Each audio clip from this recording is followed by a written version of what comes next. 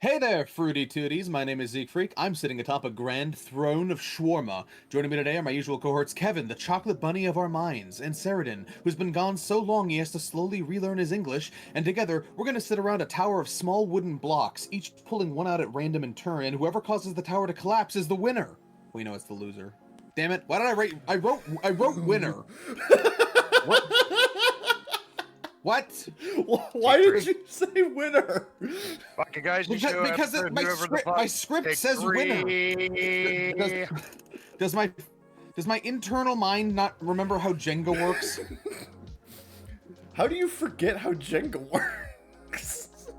I don't Very know. carefully. I wrote it really quickly while you guys were talking. Okay. To be fair, when was the last time anybody actually played like Jenga? That In the world, probably they're playing it right now. There's a lot of people out there. No, you specifically. Oh, me? Oh, it's been a few months. months. Wow. More recently than me. Yeah. Last time I played that was like, oh god. I was probably still living with my mom was still alive for one thing. And I was still living with her. Now you're gonna associate that. Next time you play Jenga, you're just gonna be like, This reminds me of her. my mother loved Jenga. She did actually, yeah. Yeah. I feel Your like mom went most to college. Kevin breathes like, my mom loved oxygen.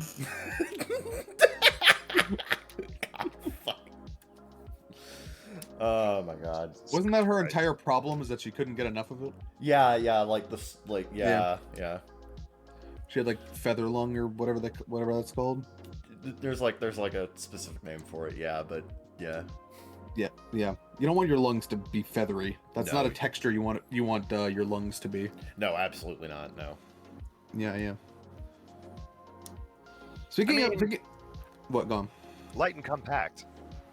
I don't think you want your lungs to be too compact either. Seems like a detriment to the holding of oxygen. Just a little bit. Well, what? I mean, what do I know? I'm just a doctor. I don't think. It's okay. I'm a doctor. We'll have to unpack that. You know what's funny? The thing about who's playing Jenga in the world right now, which the answer is somebody.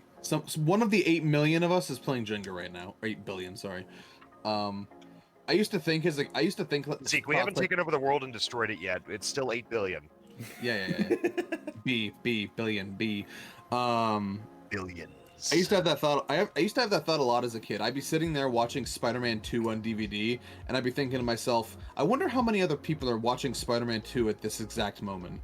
Oh, dude, I used to do shit like that. Yeah, like occasionally I would just be like watching some random like fucking movie or something. I'd be like, how many other people are doing this right now? Now, granted, Spider-Man 2 on DVD circa like 2006 or whatever. Oh, extremely common. The answer is probably other people were doing 3, it at the maybe same 4. time. Oh, Yeah. dude, yeah. Some people were probably watching it on DVD, others on Blu-ray. Some people were probably watching it on their PSP. Was it released on PSP? Yeah, there's a UMD for it. Wow. Oh my god. The worst way to watch it. Yeah. The worst way to watch literally anything, except for, what was it? Game Boy Advance video. Yeah. Yeah. Game Boy Advance video, yeah. Oh boy, I can't wait to watch Shark Tale at 5 frames per second. I need some of these retro obsessed idiots to try to make a Game Boy Advance release of like Dune 2 or something. Dude, somebody actually did a Game Boy Advance video version of Tenet. Fucking wild. Remember when Insanity. IGN did that thing where it's like, this is what Spider-Man PS4 would look like Just on the Game Boy imagine- Color, and all they did was crush the opening intro. Yeah. Just imagine the protagonist being like, "I'm the protagonist," but it's like super pixelated sound. Yeah. Or it's super bit crushed sound. Yeah. Because it has to fit on an SNES. It has to fit on a fucking cartridge. Honestly, like I've halfway thought about making a video that's like a head-to-head between all of the shitty kid. Man, you thought you couldn't hear the dialogue before? Wait till you watch the advanced release of this movie. Dude, Well, actually, it's gonna if it's bit crushed enough, it might actually be easier to hear. That's the funny thing. Yeah, I still think the best experience I had watching Tenet was like I took some people to the drive-in theater, and I sat in my car, which has a really good sound system, but then I played with the equalizer so that I could get so that the treble range was more pronounced, and you could actually hear the dialogue. Yeah. And it was a much better movie than watching it in the theaters, which is really shocking. That's amazing. Also, we had beer. It was amazing. Personally, I consider I consider watching Shark Tale on Game Boy Advance Video to be a form of child abuse. Okay, so oh my god. So I was actually thinking, You know that whole thing I said about people calling children's services over the stupidest shit these days? You are part of the problem, Zeke. No, I'm not going to do anything about it. I'm just saying it's child abuse. I was actually thinking one time about doing like a head-to-head-to-head I ain't a fucking narc. Comparison between like the various kid-oriented like portable video player formats that existed back in the mid-2000s, you know, like Game Boy Advance Video versus Video Now versus fucking like Juicebox, to see which one is the least shit comparatively. Because let me tell you right now, there are slim goddamn margins there. Go for it, my man. I mean, yeah. Be the YouTuber you want to see in the world. Nobody's done that before, shockingly. Nobody's done like a head-to-head-to-head between the three of them before. Yeah, so, it's like, almost like nobody wants to put themselves through that. Thankfully, I'm insane, so... Yeah. Makes sense. Got it. It's just like, I've spent an entire month watching nothing but this fucking shit. Here's my experience. There's some shit that was actually, like, released across all three platforms. Like, I'm pretty sure all three platforms have at least one episode of, like, Teenage Mutant Ninja Turtles or Sonic X or SpongeBob or something, so... Yeah. Oh my god. Yeah. I bet it's all like the same episode of SpongeBob too. Yeah. I did actually know somebody who had a GBA video with pizza delivery on it. Yeah. It's probably all, yeah, you could probably find 4 different versions of, like, chocolate with nuts or something. Yeah. Chocolate with nuts, pizza delivery, or just one bite. Yeah. I think also watching anything on Game Boy Advance Video and then playing it out loud is also is just people abuse. Oh yeah, yeah.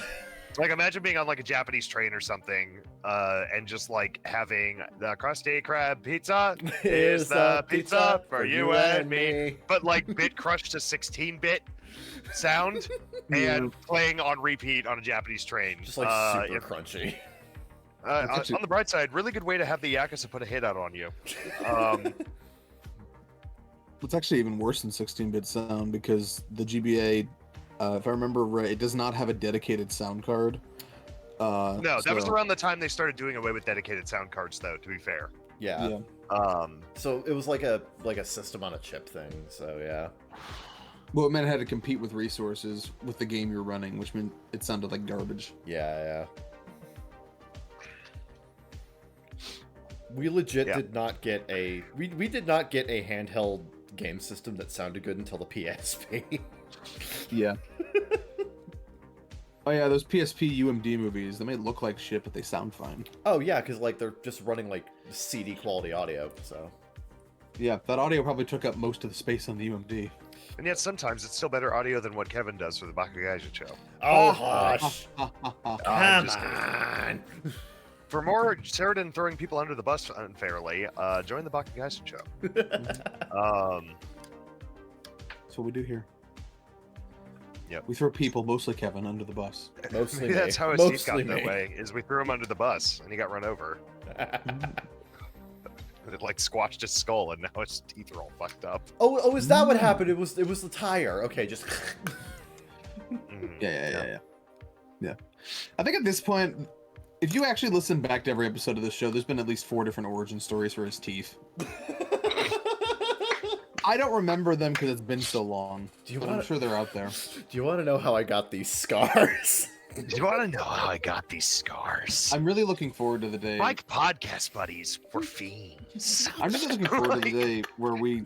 I'm really looking forward to the day where we have fans that will actually go back through our entire fucking history, and they'll remember the show better than we do.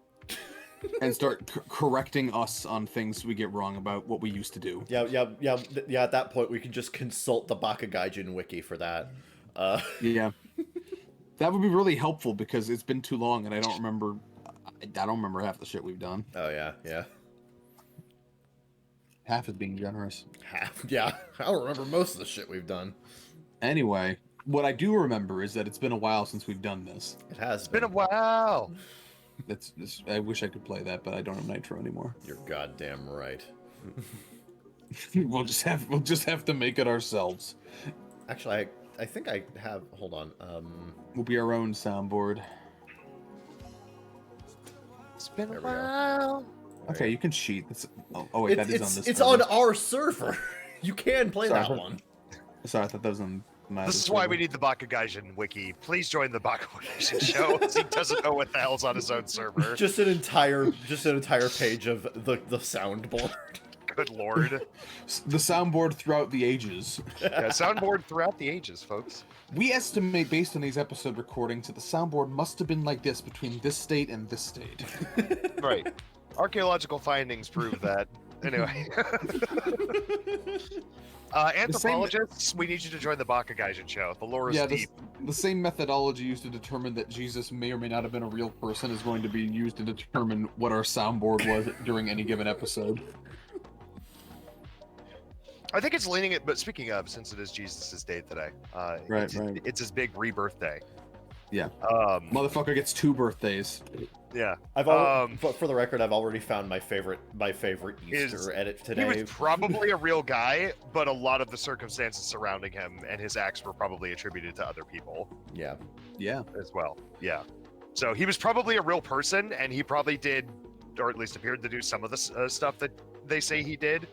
Yeah. But a lot of his, a lot of the things that were written about him, especially in the Gospels that were written later, were probably retellings of stories that were just attributed to him or hype. Yeah. I really like the idea that there was like a super team of people that I attributed to one guy. Like one of them had the power to walk on water, and another could cure blindness, and they were like a super friends team. Yeah. Another That's one. funny. Another one is just another But one. like there was but like one of them took all the credit for it. Fucking challenge of the super apostles. And now the super apostles. Judas. Judas. There he goes again. Judas is like the fucking Aquaman of the team. He gets no respect. Yeah. That might bite them one day.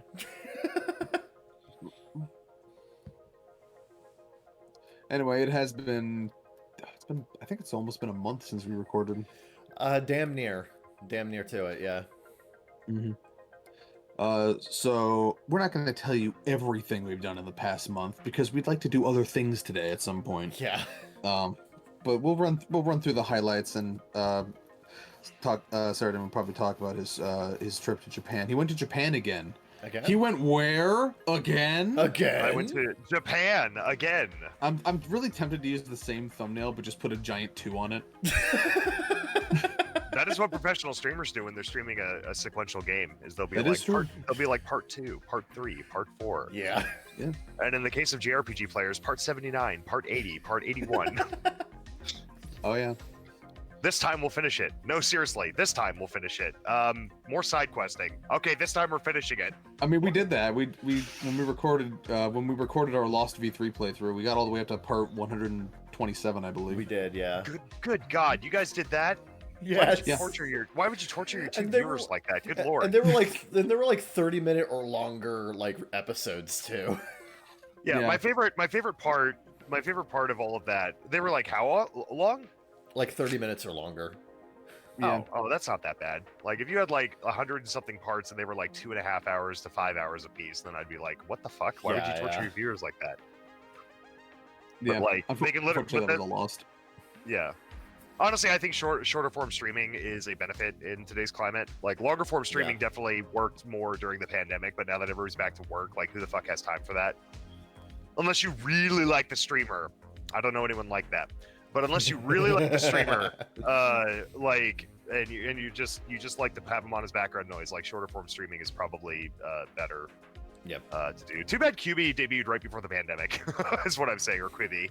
Because Quibi could have definitely succeeded if it came out today. Considering the prevalence of like websites like TikTok, and now YouTube's even doing the TikTok thing and pushing it, and it's very successful. I feel like, yeah, Like, I've read yeah. several articles of that nature. It's like Quibi was too ahead of its time and would be better received today. Maybe we all owe a collective apology to Katzenberg. Maybe he was on to something. I think he was. No, onto he definitely something, but was. the It's just that he got timing was shot in the fuck foot by awful. the pandemic. He got shot in the foot by the pandemic literally after his thing debuted. Oh, absolutely. Yeah.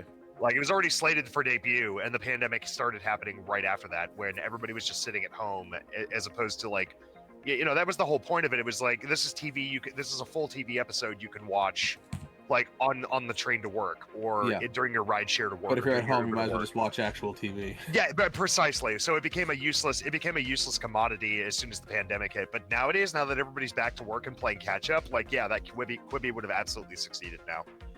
I have no doubt. Especially, like I said, if you look at other things in the market with the extreme popularity of websites like TikTok, and the fact that like other websites, media websites like YouTube, are kind of doing the Vine thing now, where like the most popular thing on YouTube now are basically TikToks. Sure. Yeah. Like, Quibi probably would have absolutely succeeded. But he just debuted it at the worst possible time, and the pandemic, which he couldn't have seen coming, shot him in the foot. Thanks, China.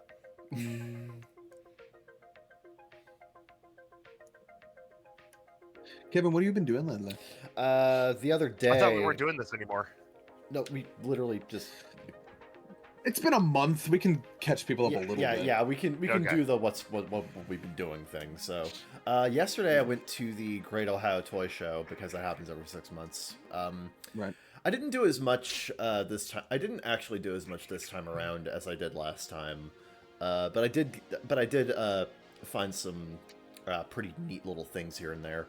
I actually went with my roommate this time, partially because he had nothing better to do on a Saturday morning, and also because it was raining, so I would not have been able to walk to the expo center. Yeah. But nah, we went there. You hear of an umbrella, by the way? Wind.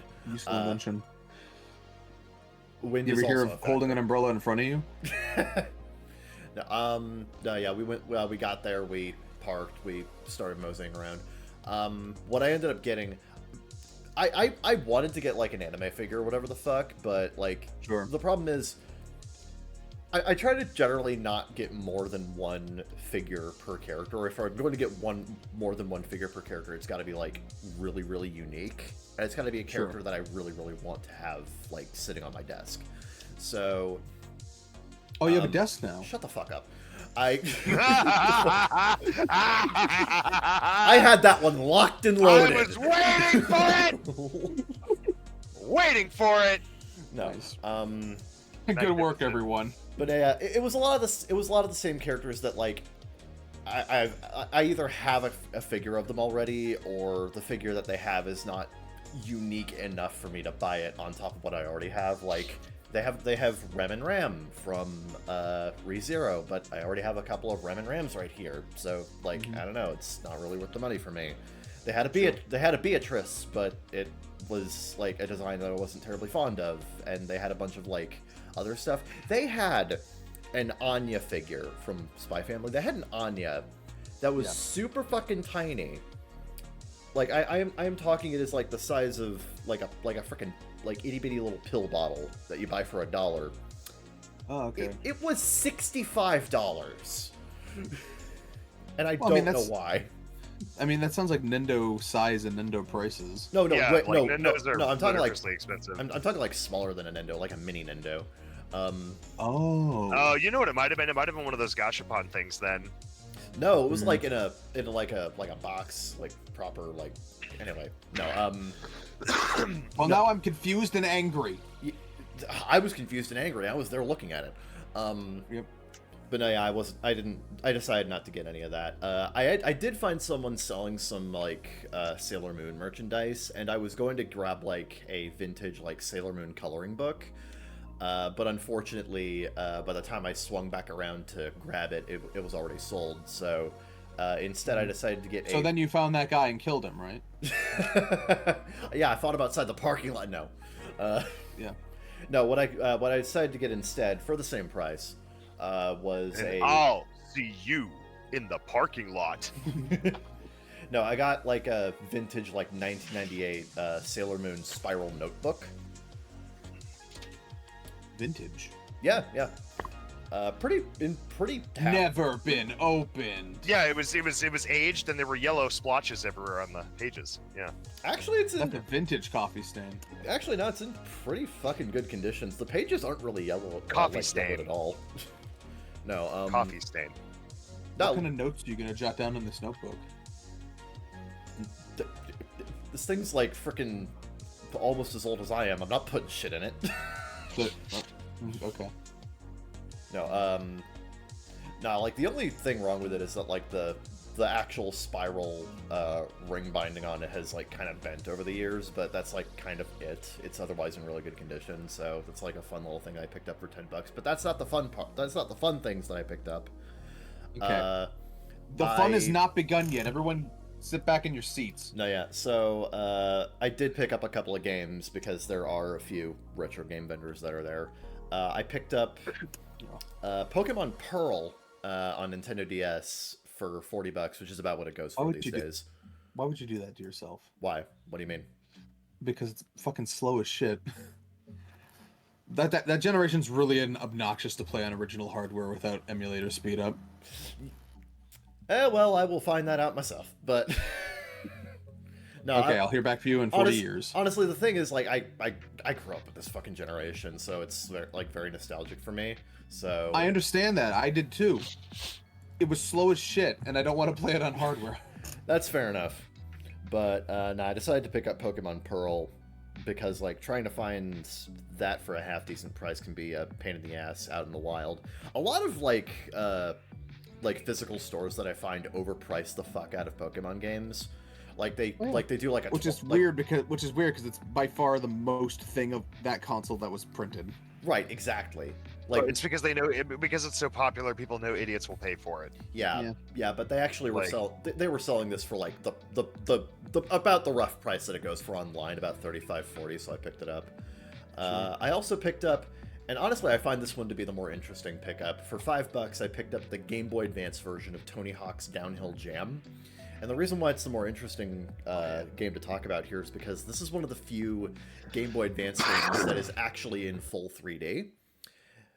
Now, admittedly, it's in really basic block color full 3D, but it's still like a full 3D like Tony Hawk game. So yeah, that is interesting. Yeah, so like it for $5, yeah, screw it, why not? That was like just a very fascinating pickup that I managed to find because like I can't think of too many full 3D GBA games except from like the Driver, whatever the Driver game was on there. Driver 3. You are the wheelman. There are some that have limited 3D, like the thing I bring up all the time, K&D Operation Soda. Yeah. There was another game that was on. There was another like full 3D game on the Game Boy Advance. It was actually like a third-person cover shooter called Kill Switch. Yeah. Which I played that on the emulator like a long ass time ago. That is weird to control. That is weird to control with only like 2 face buttons, a D-pad, and 2 shoulder buttons. Incredibly fucking ambitious, but just very weird. Maybe too ambitious. Just a bit. I'd argue so. Wouldn't be the first time something like that happened. Yeah. No, yeah. I decided to pick up Downhill Jam because, like, again, one of the few full 3D Game Boy Advance games, but also it's one of the Tony Hawk games portably developed by Vicarious Visions, who did Pro Skater 1 and 2 on HD consoles. And their history with Tony Hawk, if you really look at it, they've done some of the better Tony Hawk games that have come out, apart from like the big Pro Skater like console games. Like their DS output is really fucking strong. A lot of people actually consider American Skateland to be better than American Wasteland. No. Yeah. They do the Underground series, or was that mainline? We gotta crucify those people. No, that Underground was mainline, but they did Game Boy Advance like isometric recreations of them that were also really good. So like I'm actually planning on like collecting all the Vicarious Visions portable Tony Hawk games. I've already got this and the DS version of Proving Ground, so yeah. And I also picked up. I was trying to find a gift to grab my friend Jake, and I was struggling to try and figure out what to get for him. I tried to text him to figure out what his shirt size is because there was like a shirt vendor there that was selling Godzilla -1 shirts. You know, because Jake's big into Godzilla, but Jake was not getting back to me in time, so I was just like, I'll swing back around later before I leave, and if he hasn't like texted me by then, I'll just get something else. He did not text me back until I was already in the car leaving, so by the time he got back to me, it was too late. And besides, I don't think the vendor sold his shirt size. They never do. Yeah. So what I instead got him were a few vinyl decals, like Godzilla vinyl decals. One of them is the Godzilla -1 poster logo, and the other one is the mugshot of Godzilla from the 1984 Return of Godzilla movie. So Godzilla returns a lot, I've noticed. He does, but no. I think he's gonna enjoy those a lot. That's pretty cool. Yeah, they're nice looking decals. He can figure out where the fuck to put them. But we'll update you, viewer. We'll update you if he doesn't like them. And what fights ensue. Yeah. I also this is technically something that I bought, but it was something that I like spotted my roommate for. My roommate actually found a kaiju based tabletop card board game called Kaiju Clash, and it was like $15, and he didn't have cash. Please tell me that Clash is spelled with a K. Unfortunately, no, it is not. Oh, they had one job. This isn't the fucking 90s. Yeah, nobody would do that these days. Yeah, nobody would do. It's okay, Zeke. I understand. It's okay. I get it. No, I. Fluid literacy is cool. Yeah. The 90s were the era of port literacy being cool. Does he know? You threw off my groove. I'm sorry, but you've thrown off Zeke Freak's groove. Throw him off of my Aztec temple. I told you, we did not order a giant trampoline. Well, you could have told me that before we set it up. That's a good point. Why didn't he? I love that movie. I'd be annoyed too. No, yeah, did that. I went to go see End of Evangelion in theaters a couple weeks back. That movie hits. I've said it before. I've said it off podcast, but that movie hits way the fuck different in theaters. Wow, now you said it on podcast. You got your bases covered. Probably, there you go. Right. Probably the two biggest things that really stuck out were just the sound design and just the experience of how the film actually ends. So, the sound design of the movie is immaculate, and especially with a decent sound system like we had at our theater, some of the scenes are just like they can be kind of uncomfortable just because of how like overwhelming they can be. One of the best examples I can think of is when Asuka is waking up inside of Unit 2, and she's just like repeating like, I don't want to die, I don't want to die, I don't want to die, and there's just like all these like dialogue and like words from other people going through her head. It feels like it's going through your head. It just surrounds you, and it's just a really good use of surround sound in the film. And the second thing is how the movie ends, because the credits for the movie actually play in the middle of the film, and the film just hard cuts to the end, and then the lights go up right at the end. So you're just kind of left there with no real release at the end of the film. You're just kind of sat there having to deal with whatever the hell the movie ended with.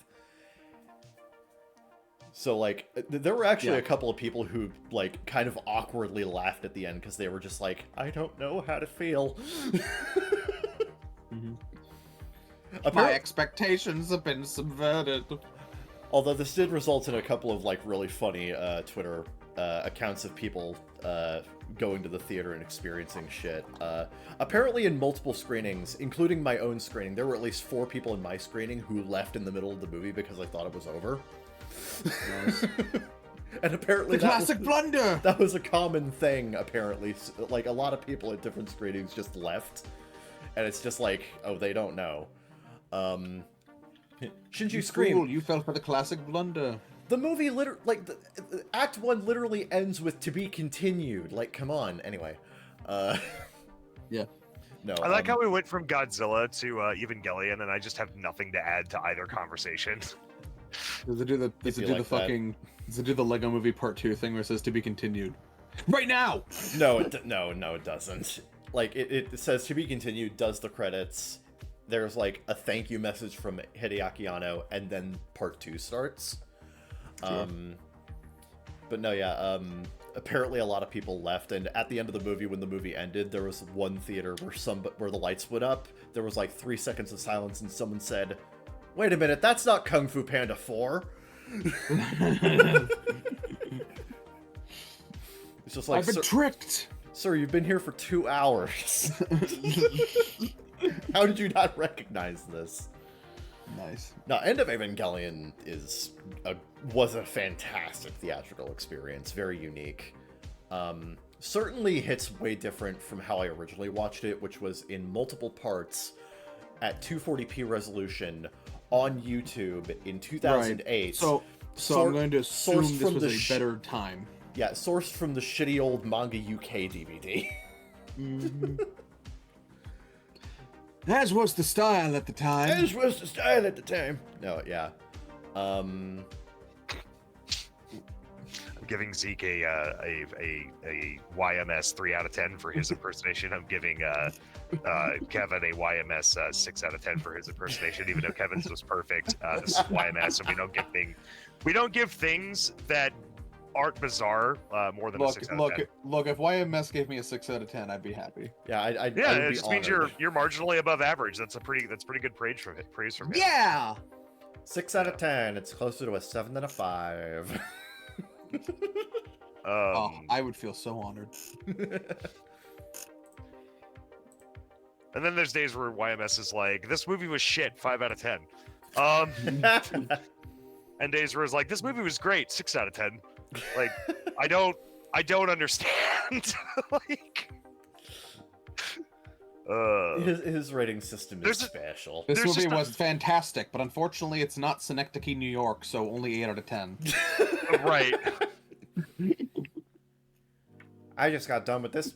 I love how he just was like, there isn't enough staring off into space with no music and just simply a train going by. So 7 out of 10. I like how during his entire review of Top Gun Maverick, he was talking about how like this movie was surprisingly good, and I thought it had really good cinematography and surprisingly compelling character development, but it's also kind of cheesy. 6 out of 10. I'm just like,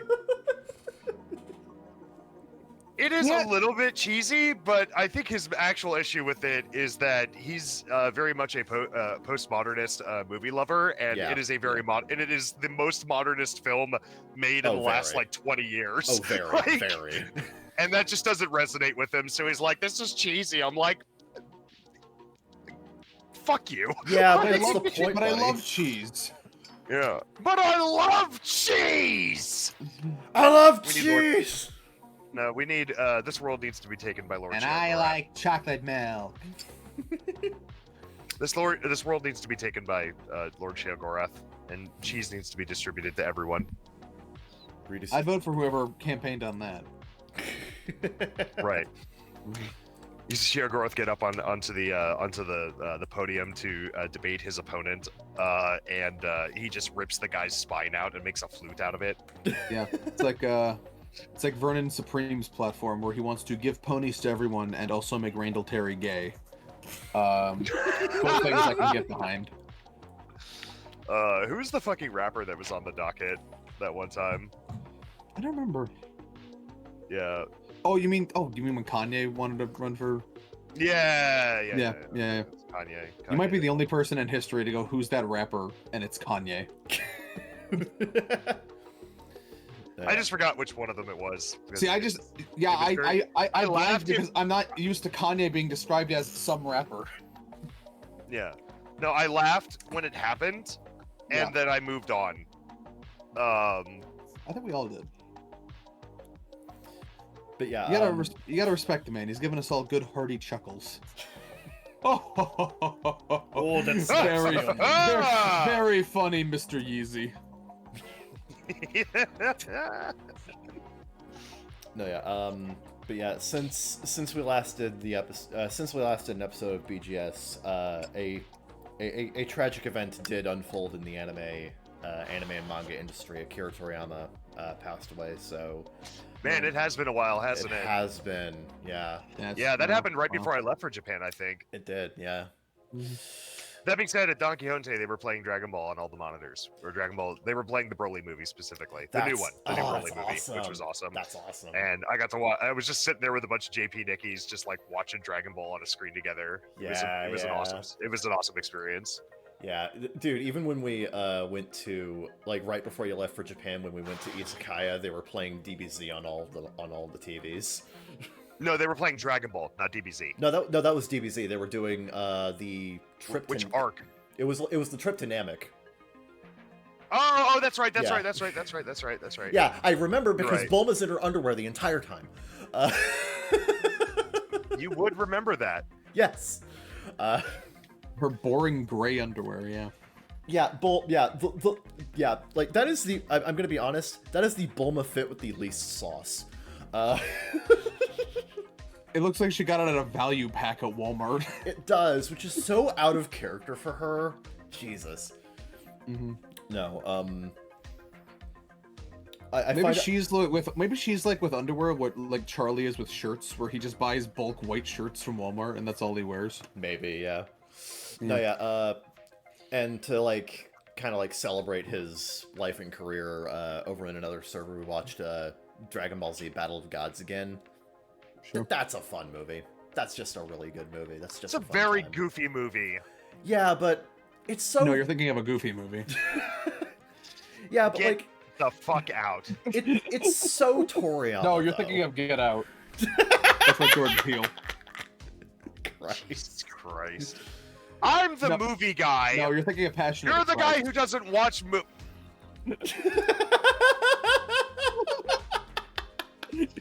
Not a movie guy, by the way. This is Abe Lincoln Superstar. This is the Zeke freak. No, you're thinking of Vampire Hunter Abe Lincoln. This is the Zeke. You mean Abe Lincoln Vampire Hunter? This is the Zeke. Oh, you got me. This is the Zeke shtick equivalent of that one scene from The Simpsons where Sideshow Bob just keeps running into rakes. No, Am I the Sideshow Bob of my own show? Be interesting.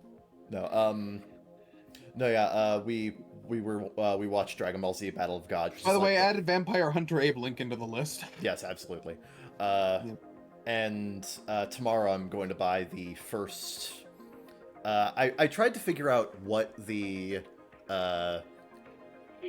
best, least censored, and also most affordable release of Dragon Ball, of the original Dragon Ball manga there is. Turns out that does exist. It's the 3-in-1s that have, like, the red cover art with, like, new Toriyama artwork on it.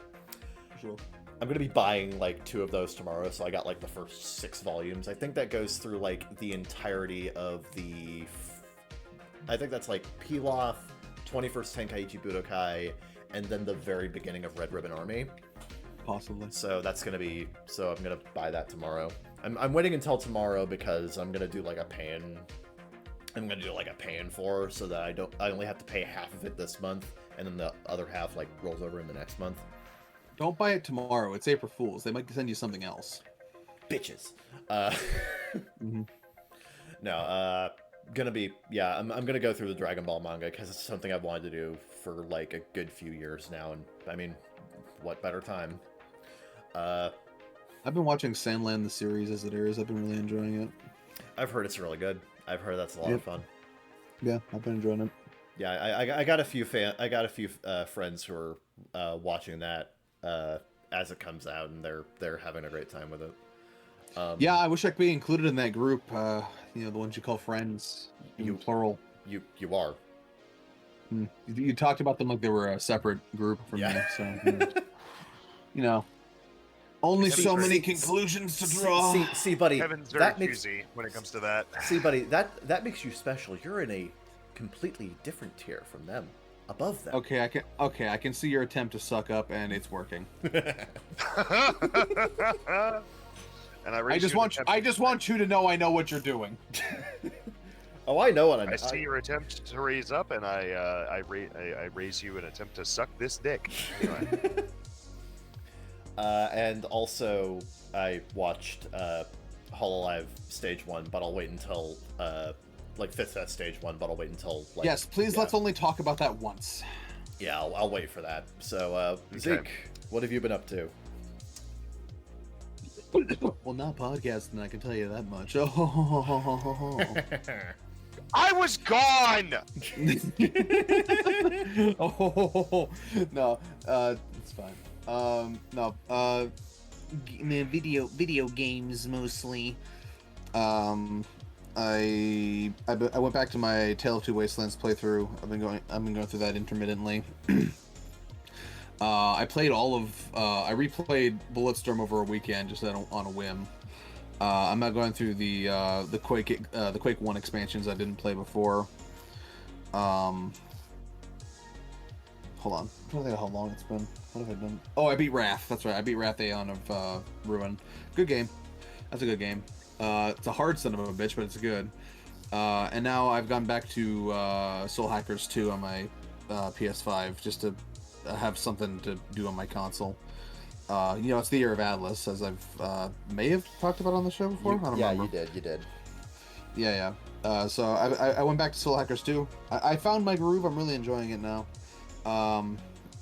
Not that I wasn't before, but it was just I think I was more burned out than I realized at the time. So having a little break after P3R coming back, it's good. Understandable. That battle system is interesting. I would describe... This is a weird comparison, but it's kind of like the Rush Duel version of Press Turn. Interesting. Yeah, mostly that, and then I've been watching the...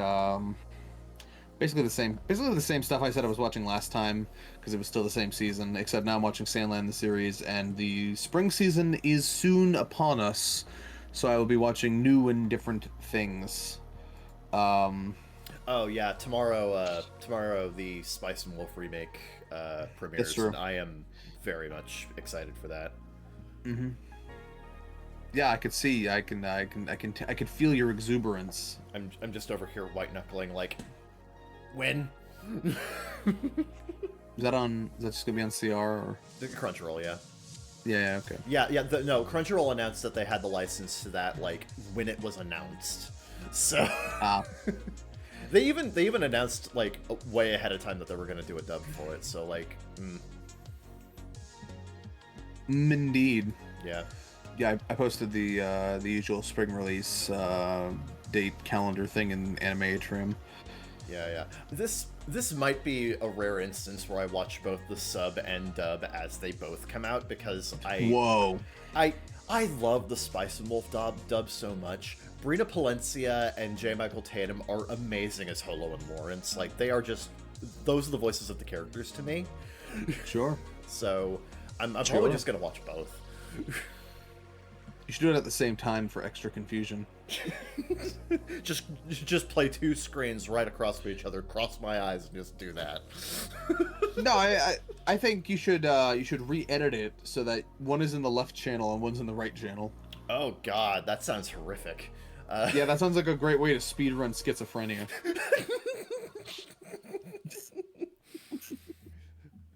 And today, Kevin gets overstimulated by watching Spice and Wolf. As we all predicted years ago. Yeah.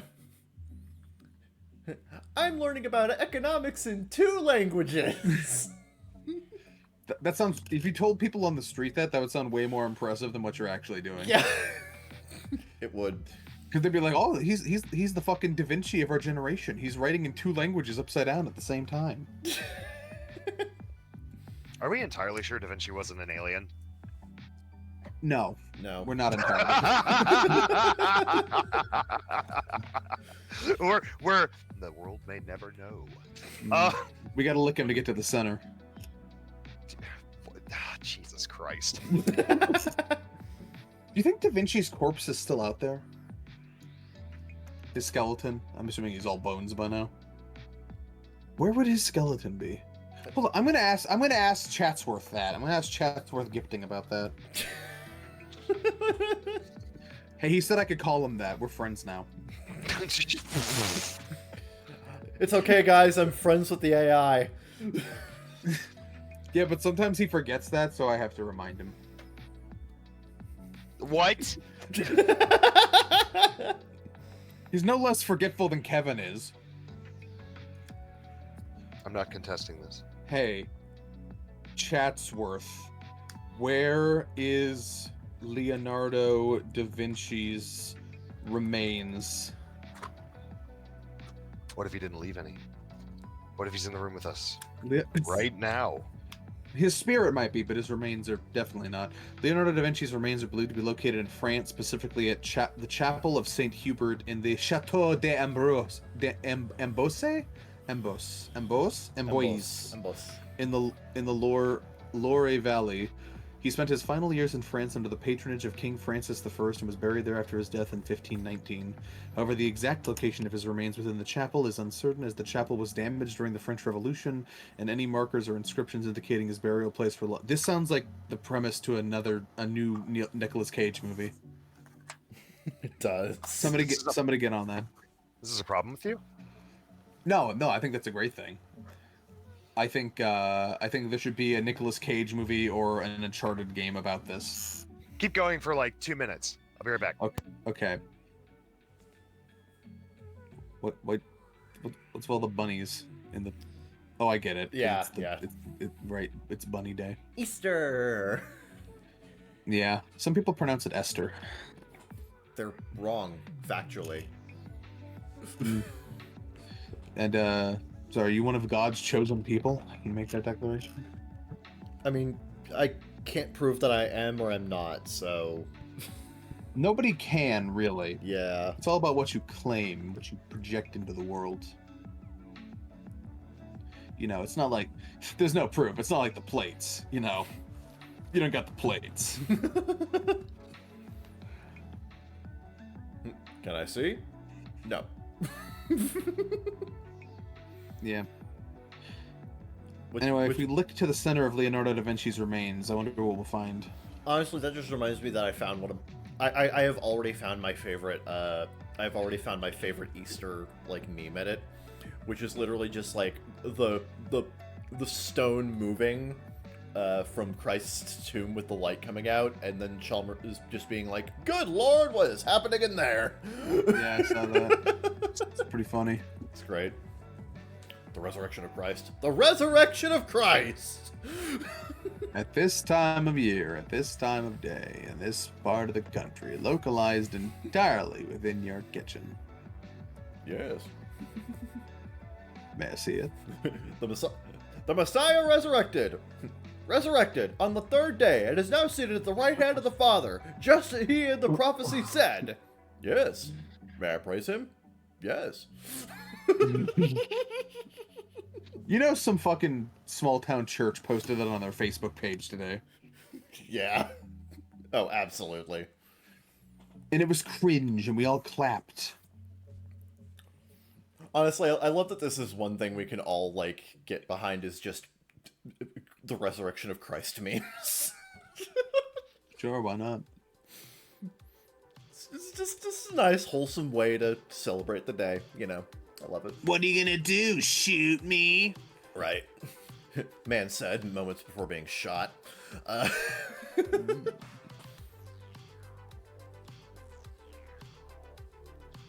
can't tell if he's back or not. Forgive me, Father. I had to poop. Okay. Well, That's we've a always fun got the cue. classic, nobody poops but you. Yeah. Anyway, Kevin, you're done. I am done.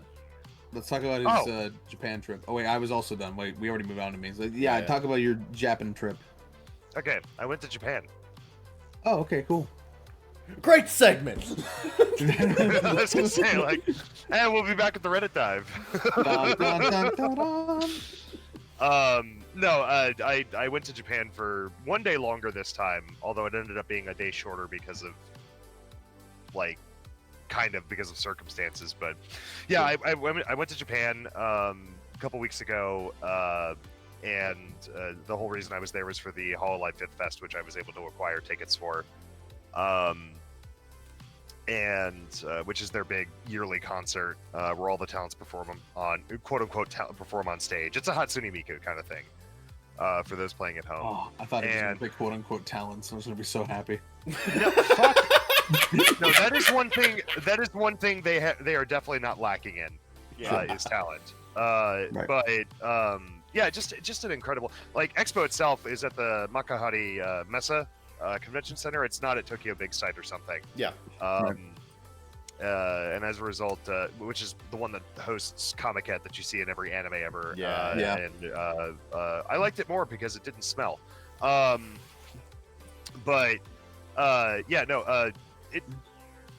Other than the endless lines and a little bit of organizational scuff from them, it was a great. It was an awesome experience. I will say that next year, if I do go, I don't particularly care about going to Expo, which is the convention, because other than a bunch of things you can take pictures of and like 2 activities, there's not a lot to actually do at in the hall.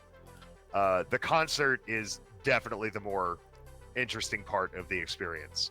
Yeah. At least for me. Like they had a couple of room displays where it was like, you know, like it was like an IKEA setup.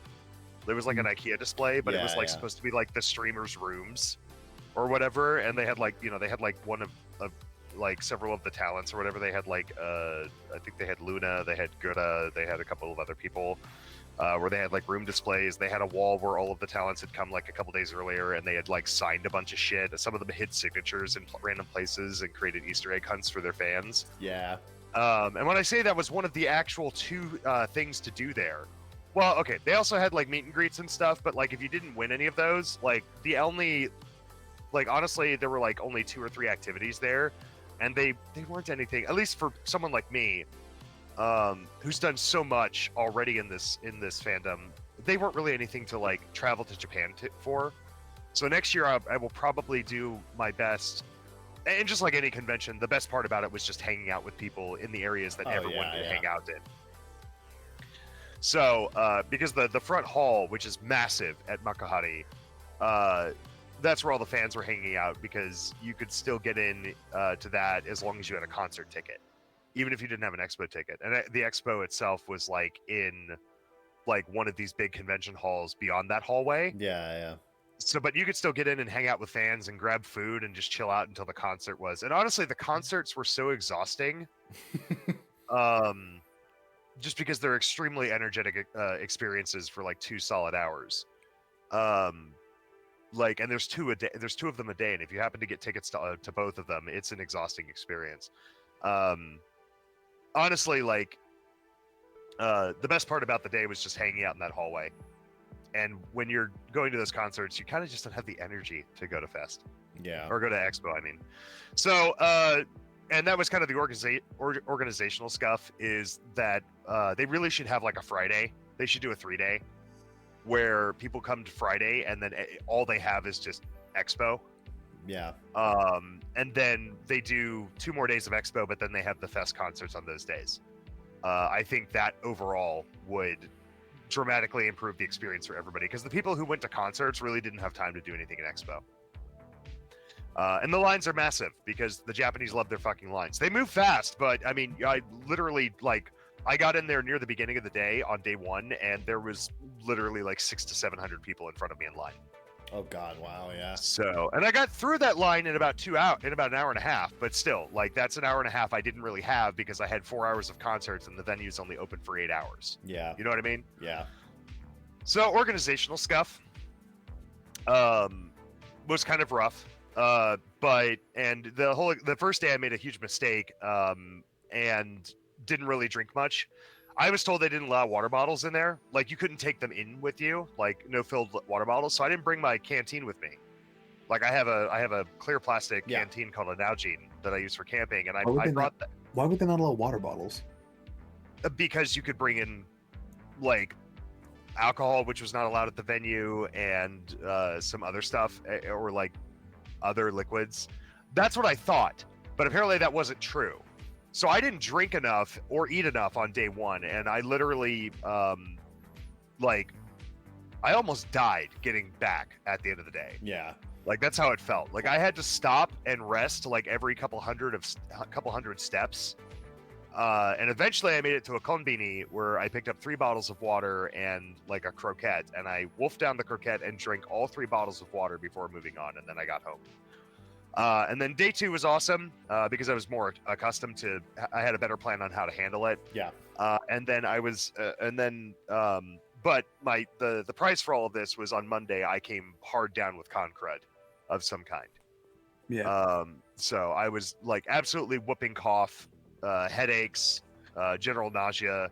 So I spent the next 2 days in my hotel room, which means I had to cancel my trip to Nagashima Spa Land again. Which is an amusement park there I want to go to. The reason I want to go there is because they have until the one in Dubai gets built.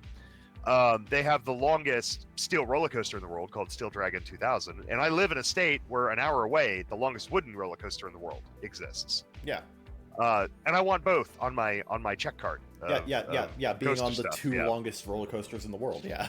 Yeah, that's something that as a coaster enthusiast that I want to do and I also want to experience a Japanese amusement park that's not named fucking Tokyo Disneyland or Tokyo Universal Studios. Because there's no reason to go to Disneyland. Speaking of Disneyland, Disney World, and you guys can chime in on this one, way too expensive these days. Absolutely. Holy shit. Way too expensive and still somehow overcrowded. So like it's one of those things where it's like there's no point for me to go to Japan unless I'm going for a whole extra week just to go to Disney World. I'll ride 2 rides the whole day and I'll spend $300 doing it. It's ludicrous. And Tokyo Disneyland is by far. Yeah, I don't fucking bring up that commercial. That scrolls past me on Twitter all the time and it drives me insane. I love it, dude. Don't get me wrong. I got nothing against Ludacris. I have no idea what commercial you're talking about. I'm just referencing the song. It's the State Farm commercial, or it's it's the State Farm commercial because they're the ones that have the people like appear and disappear, right? Or is it all? I forget. It's one of the insurance commercials, and some guy's like looking at like his sink that exploded or something, and there's just water pouring out. He's like, "This is ludicrous," and then Ludacris is like, "Nah, I'll tell you what's ludicrous." No, I had no idea about that commercial. That shit scrolls by me on Twitter all the time because Twitter lost all their advertisers, so they have like 3 left. So you see the same advertisers over and over again. Funny.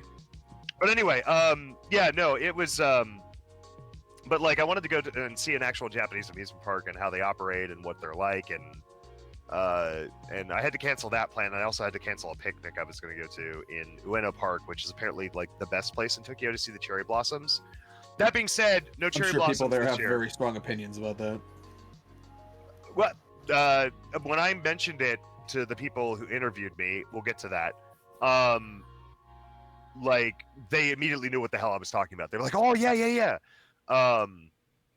So, and I should mention that when I got to the airport on Wednesday, when I started my week, I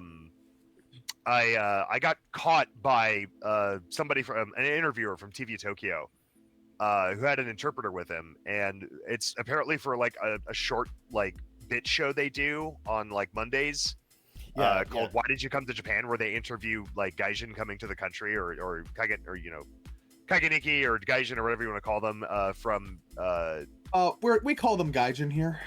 Yeah. Okay. Do we? All right. So you know the name of the show, right? I just want to make sure. Yeah, we're on a show. Yeah, correct. We're on a show. We've been recording you for the past 78 weeks. Oh, who's watching? That's a great question. Anyway, But no, so when I got there, they do this thing called "Why Did You Come to Japan?" and I was being interviewed for it, and I told them about, I was coming here for a big concert and whatever. And they were they like idols? And I was like, well, yeah, virtual idols, like VTubers, like Hololive, and I had explained what that was to them. And Did they give you funny looks?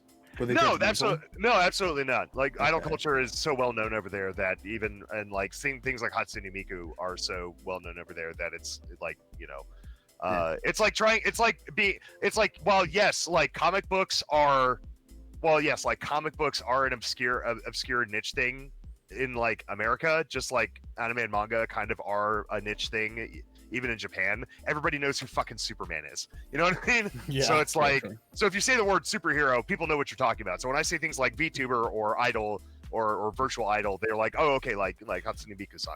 Yeah. And I was like, yes, exactly. So I'm here for them. And they asked me who my favorite was, and I started explaining things about Kiara and everything. And I ended up talking about her for 30 minutes because they kept fucking asking questions about Well, her. that is their job. Yeah, exactly. But it was like a 30-minute interview, which was really funny. And then they gave me a sticker and a ticket that told me to tune in at the show. They didn't tell me when my segment would be aired, if it got aired at all. I don't know if it's going to be aired. But there's a website where we can go find it. If I find it, it'll be on my Twitter. Yeah, I'll post it on my Twitter. Despite the fact that I want no one to ever see that interview because I was like 17 hours without a smoke at that point. I hadn't eaten anything decent since I left Detroit. Actually, before I left Detroit, because there's nothing decent in Detroit.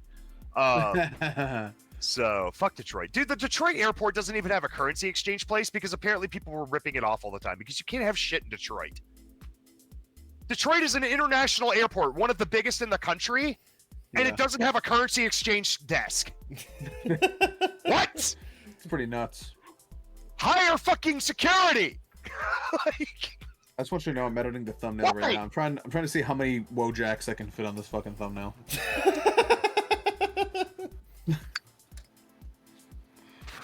this is how they Japan in Japan. Anyway. But yeah, no, once I got there and I got to my hotel and everything, nice little hotel, very similar to my last one that I went to. Then I got settled in and I actually brought some sleep aids this time. So I slept off most of the jet lag. Woke up super early and there was a ramen place really close near, or it was a soba noodle place. They're slightly different. And I went to a soba where you buy a ticket, you give it to them, and it was near. I was like a block away from a train station. It was a really convenient place to be at. It was in Funabori. If anybody wants to look that up on a map of Tokyo, it was in Funabori district. It was right by the Funabori station, actually. And there was also a grocery store, like a big, like almost like a cross between like a Kroger and a Walmart. And I say that because it was like a big Kroger in that it mostly sold groceries, not like home stuff, Right, and all the other stuff that Walmart does. But inside of it, they had like 5 eateries as well. Like they had a Baskin Robbins, they had a McDonald's, they had a KFC, they had a couple of Japanese fast food places. And so I frequented there as well. Like there was just a day where I was sick and tired of noodles and rice, so I just went to go buy a fucking like McDonald's burger, like legit. So I also tried Taco Bell while I was over there. That was wild. Japanese Taco Bell. How was Japanese Taco Bell? It was actually not bad. It was pretty much American Taco Bell. I got a crunch wrap. It was basically just exactly like American Taco Bell, but they gave you more fries and they serve it in a basket. They don't just wrap shit up, throw it in a bag, and say go sit down. Oh, nice. They actually serve it in like a serving basket or whatever. It was nice, but it was just Taco Bell. Like there was nothing. It is one of the few places in Japan though where when you order a soda, you go to like a freestyle machine and you can actually get refills for free. Oh, nice. Oh, Which was really helpful that there was a Taco Bell right outside of the Makahari Mesa, and I stopped there and I drank like six glasses of liquid. free refills are not common in Japan. No. Except on water, and usually those are self-serve machines that only serve water. Generally, what will happen is they'll either bring you a bottle because that's more sanitary than letting the person handle your drink. Sure. They'll just bring you a bottle and and that's what you pay for, or they'll bring you a glass. Usually a sizable glass, but they'll bring you a glass and that's what you get served. And if you want another one, you got to pay for it. America, and they do the same thing in Germany too. Except that specific fast food places where they have where they do things a little bit differently. But yeah, no, Taco Bell, one of the few places in Japan where they don't prepare your drink behind a counter and you pay per drink. Like you can actually, as long as you're dining in, you can get free refills. So for anybody going over there, do that. I ran into this boomer while I was over there, by the way. This like white American boomer. And I just ordered and I was just sitting there waiting, and he recognized me as an American or another white dude, and he was like, "Oh, I bet it doesn't taste like it does at home." And I looked at him I was like, "And it probably has less crap in it." Right. And he was just like, "Oh, you're not like me." And I was like, "Nope." We are different stripes. We are different stripes. You're on a tour bus, buddy. I'm down here in the streets. But anyway, but no, he wasn't a, I don't think he was a dumb guy. I don't think he was an asshole. I think he was just an ignorant old man. Yeah. And I was just like, I was trying to be nice. I was like, there's probably less crap in it. Like, I didn't say it hostily, but I did dig into it. I did take that chance to, take a shot at him for a minute. I was like, come on, rethink what you're saying. But yeah, no, so I ended up, I also went to Enoshima again, which I talked about the last time on the podcast. Beautiful island, featured in Bocchi the Rock. Also featured in the Bunny Girl Senpai movie that just came out. Man, that must have been really weird watching that movie, seeing that and being like, shit, I was there. Kevin, you know it was weird because we had that conversation before. Well, yeah, but not on the podcast. Yeah. Yeah, I know. I don't think the bit was good enough to be podcast repeatable. Fair enough. Okay. Yeah, but yeah, no, it was very strange. Seeing that, but it's whatever. Like, it's a really nice place, and it used to not be pushed as a tourism spot apparently, but now I literally, when I was at the airport, I saw brochures for it. So apparently it is being pushed more as a tourism spot, which is fine. Like, it's a really beautiful place, and it's absolutely worth going. And no, my whole trip altogether, and the part I haven't talked about yet is just all the people I met while I was over there. There were a ton of foreign Holo fans there this year. Like, pretty much half the venue was foreigners this year. Yeah, as opposed to last year where there was like maybe like 2% foreigners because it was impossible for foreigners to get tickets. Yeah. Unless you went through some very, very bizarre, tomfuckery to get tickets. And this year, pretty much half the tickets went to foreigners. Yeah, they actually streamlined the process and made them officially available to foreigners. Yeah, when I was watching the Stage 1 live stream, like, I saw a bunch of foreigners in the audience. It was very different from the last couple of years that I watched. Yeah, no, it was really cool. And all the JP Nikki also, people tend to think the Japanese are kind of xenophobic. These are not my words. This are, the general consensus. But all of them were like coming up to us and they were just like taking pictures with us and welcoming us. They were really excited to see us there. Yeah. Hanging out with them and doing the thing that they were doing as well. And it was really cool just talking to some of them who knew enough English to be able to converse with me and everything. And it was just a cool experience being able to experience that truly rare melding pot of cultures. Just like that. Turns out cute anime girls bring people together. That's true. They do. So, but yeah, no, that was really cool. I also ended up on camera. Somehow. You did, yeah. When I was watching Stage 1, because you spotted me the money to get the ticket, I damn near lost my shit laughing my ass off when like it panned over the audience and they freaking faded into your face. Honestly, yeah, I have never seen you more flustered than that. Oh, don't get me wrong. I was hamming it up just a little bit. Just a bit, yeah. Right. But I was wearing a ridiculous getup, including a ridiculous hat, and so they saw me recognize the hat because it's one of the motifs of Mayoshi, and they obviously panned in because they were like, "Oh, foreign fan, big foreign fan," and then I just was like, seriously. They called you fat? Damn. Big, giant. Right. Gojira. Anyway. Gojira, known for being 6'4". There goes Tokyo. Yeah. But no, it was a cool experience getting on camera, and because I was on camera during that part, I will also be on the fucking Blu-ray of this concert that eventually gets released, which means I have been unintentionally immortalized within Hall of Life history. Yes, you have been. Which is really, really cool that I am on something permanent that also belongs to all of these amazing talents who were on stage. And the concert was sick. Like, the concert was sick. Comparing this to like Connect the World as a live experience, completely different. Connect the World was amazing. Like, the hype from the audience was the show, in my opinion. The singing, the dancing, all that stuff was good, but I don't know whether it's because of the YouTube theater being constructed the way it is or structured the way it is, but the 3D effects and the on-stage effects for the models was just not as impactful. And this one was much better because everybody was sitting in a pit looking up at the stage, so the effect was much more realistic. Yeah.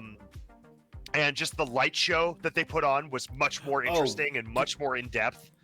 And the energy from the crowd was the energy from the crowd was the same as it was at Connect the World. So, which is the trip I went on to, which is the place I went in California. Yeah. But yeah, so like the concert overall, fantastic, absolutely worth going to. I hope to go again next year to at least one of the stages. I probably won't do the whole gauntlet this year. I ended up falling into having a ticket for everything, which apparently is unheard of. I only met one other person that got a ticket to everything both days of Expo, because they're all individual tickets and they're all lotteries. Yeah. But like I was apparently very lucky in that fact. I only met one other person. Every time they asked me, I was like, "Oh, do you have tickets for tomorrow?" I was like, "I have a ticket for everything." They just looked at me like, "What? Nani?" Like, nobody has that. And I was like, "Okay." So this was a very lucky series of circumstances that led me to this, that got me into this position. So. Oh, absolutely. Yeah, it was very, very, very, very, very good, and I probably won't experience the same kind of luck next year, but I don't care as long as I'm able to, if I have an excuse to go, I have an excuse to go, and that'll make me happy enough. Yeah. But just really cool experience in general. No, yeah, I was only able to watch stage one in its entirety, but stage one alone was just a fantastic concert. Even watching it live streamed. They made some improvements. They made some general improvements from last year. I think the structure and the flow of the concert was better this year. Better. It wasn't like you didn't have single performance, dual performance, single performance, tri performance, single performance, dual performance. They actually let you have a couple of single performances that flowed better before having the big bombastic like duos constantly breaking up the flow. Yeah, I like that. That was good. Yeah, some of the performances were absolutely out of this world. Risu, Jesus Christ, woman. Oh, I was only able to watch stage one, but stage one alone, not a single weak performance to be seen, really. No, there wasn't. No, it was absolutely fantastic. But yeah, just a great weekend and a great week. The only thing that sucked was having to sacrifice 2 days just to relax and fucking like get over an illness. I basically quarantined myself in the hotel room. I only left to go to a Family Mart nearby to pick up cigarettes and then occasionally buy food, and everything else I just stayed in my hotel room the whole day and slept. Yeah. But then I felt better, and my last 2 days, my last day there, I actually went to go see Dune 2, which I'd already seen, but I went to go see it again in a Japanese theater, English dub, Japanese subtitles. But that was really fun. Some guys invited me out to that. I was like, is there anybody doing anything on this last day? Because my plans are all shot to hell. And they were like, yeah, come out and get tonkatsu with us at this like place, and then we'll go to a movie. And I was like, that sounds awesome. And then I flew back, and then I slept, and it was great. But yeah, no, that was basically my Japan trip. I hope to do it again next year. Although if I do go next year, I probably will go for fewer days. Yeah. Okay, cool. I'll save some space for new Wojaks next year. Yeah, there you go. Please do. Jesus Christ. Next year, unless people are interested in doing a lot more stuff with me, like big adventure stuff, I'm probably going to shorten my trip to only 7 days and not 9 or 10. It'll save me a little bit of money on the hotel, and it also and of course, expenses and costs and food and all that stuff, but it also will leave me less exhausted. Okay, here's my. I'm gonna post it in the boys. Here's my current draft for this episode's thumbnail. Please give me your constructive feedback. Hold on. Boy, what the fuck? Boy, what the fuck is wrong with you? Why is Grug there? What? The fucking poorly keyed out, keyed out bad transparent face. I don't understand what the fuck is wrong with you. Legitimately. Are you okay? Are you gonna be okay, sir? Yeah, sure, I'm fine. Okay. Jesus. Yeah. Are you sure? Yeah. Just something I was working on in the background while you were having your little chat. Yeah, that is certainly the thumbnail of all time. Well, thank you. I strive to remain inside the time stream. Jesus Christ, what am I looking at? Anyway, if your story is done, we have Cube's email. We do. Yeah, let's get to that. All right, this email comes to us from Cubid the Third, friend of the show. Just as a reminder, you can also send emails if you feel so inclined. He's a Bakagaijin contributor. A regular. Yeah. Anyway, you can also email at bakagaijinshow@gmail.com. Let's get right to it, says the email. So recently I saw a video by Empleman. I keep trying to mispronounce it in a funny way, but it's just Empleman. You can't really fuck it up. On his Downward Diary channel, called Pixar Used to Be Special, and it got me thinking. It's been a long time where I saw a Pixar film and thought that was great. Was Inside Out back when it came out. I saw Turning Red a couple years ago and thought it was good, but I also felt like it was missing something from the Pixar we considered great back in its heyday. Keep in mind, I haven't seen Coco, Soul, or Onward. I'm just going to interrupt here. That's your mistake, first of all. Yeah. Because those are all really good, especially Coco. Coco is like my number one, it's like my number 2 Pixar film. Coco's up there for me. It's top 5. Yeah. Coco is incredibly. Before you even get to the rest of this, if you want classic feeling, watch Coco. It was directed by Lee Unkrich, who is he's not one of the classic guys, but he was like a co-director to those guys. Yeah, he was there a very long time. I believe Lee Unkrich, if I remember correctly, I believe he was actually the director of Toy Story 3, I think. Yeah, he was a co-director. No, he was co-director on Toy Story 2. He was solo director for Toy Story 3. Yeah. What? Watch them. My point later on, we're gonna get into this, but I'll just read the rest of the email. Now, I don't know how I feel about Inside Out 2 existing. My feeling, I think, if you took like the 2010s standalone films, it's probably the one that makes the most sense with a sequel. Yeah. That's how I've thought about it. I didn't love the original, so I am ambivalent to the sequel. If it's good, good. If it's bad, oh well. Yeah. Anyway, another point that Emp touched on was that while all the Pixar movies post Up have had the same themes on emotional sentimentality, while I disagree with Emp's assessment on Up, I do think he has somewhat of a point that most of Pixar's output has been starting to sound samey. Has Pixar finally met a form of its post-integrity? Nice post-integrity threshold reference. Yeah, I really like being credited for that. I know Pixar is not a series, but it's clear they're way past their renaissance. But is it time to start calling ourselves old school Pixar fans, or do you think there's still something there? I mean, when the infamous Oscar Disney Pixar bias didn't win Elemental any favors, there's something up here, especially when it was up against some real bangers like Spider-Verse 2 and Boy and the Heron. I think the Disney Pixar bias for the Oscars has been loosening their grasp for the past 5 or 6 years now. It really has. Yeah, been. I agree. Yeah, even a few years ago, Spider-Verse absolutely trounced Disney in the animated category, so this isn't anything new. Those fucking Ralph Breaks the Internet marquees where Yeah. they preemptively just assumed they'd win. Very funny. That's very funny. Yeah, the freaking image of Ralph sorrowfully embracing Vanellope and just being winner of best animated feature. It's really, yeah, that's especially funny because that movie Ralph is dog breaks shit. the internet. Yeah.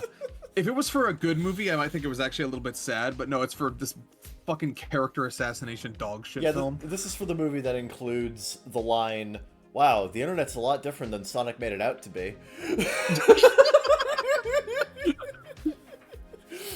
Now, don't point out the only good part of that movie. That's the problem. That's the only good part. Yeah.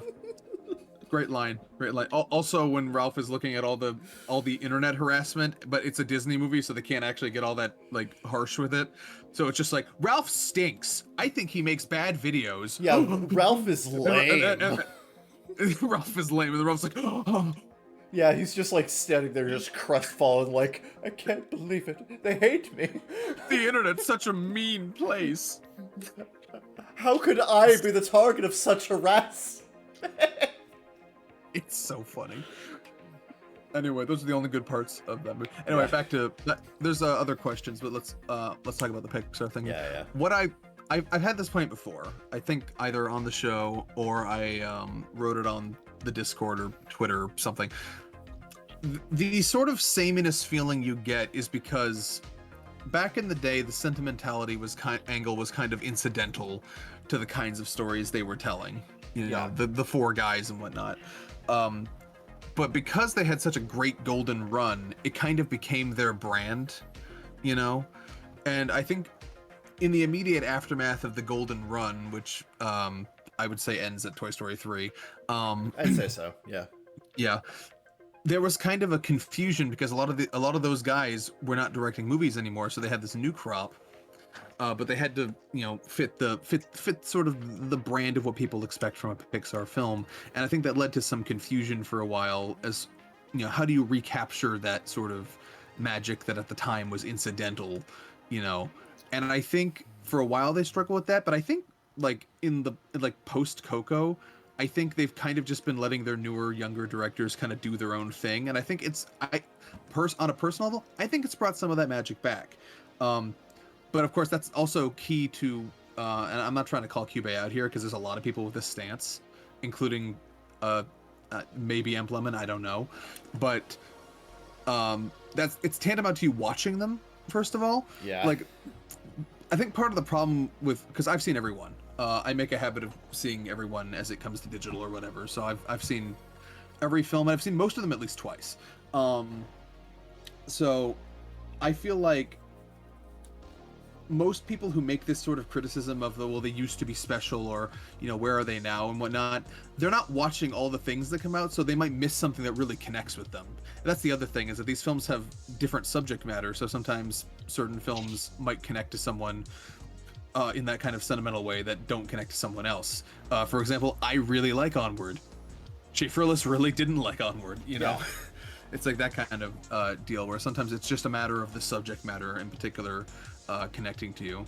But no, I actually thought their pandemic run of like Soul, Luca, Onward, Turning Red was really good. Yeah, like those three movies, Soul, Luca, and Turning Red, I think are like all really strong overall. Yeah.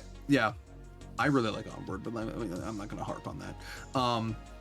Those four would be the pandemic run leading up to Lightyear, which I like Lightyear more than most people, but I wouldn't classify it as a great. Yeah, but like the one thing you have to also... I liked it more than other people did. Like I saw people panning it, and I was like, it wasn't that bad. Yeah. Like, no, I think Lightyear is really overrated. But I also think it could have been a lot better if it was a more. If Lightyear was a little more coherent in what it wants to be, or if it committed harder to what it wanted to be, or if it was a little bit more tonally similar to past Lightyear media. You know, I think it was a bit. I do think, as much as I like that film, it was a bit of a misstep to try to be PG Interstellar instead of trying to be a fun action space movie like the cartoon was. I think that was a bit of a misstep, but I still think the film was good. Yeah. I've always held that, like, I feel the best way to represent Buzz Lightyear in terms of having his own universe and story is to kind of lean into that, like, 60s retro sci-fi aesthetic and just make it very pulpy.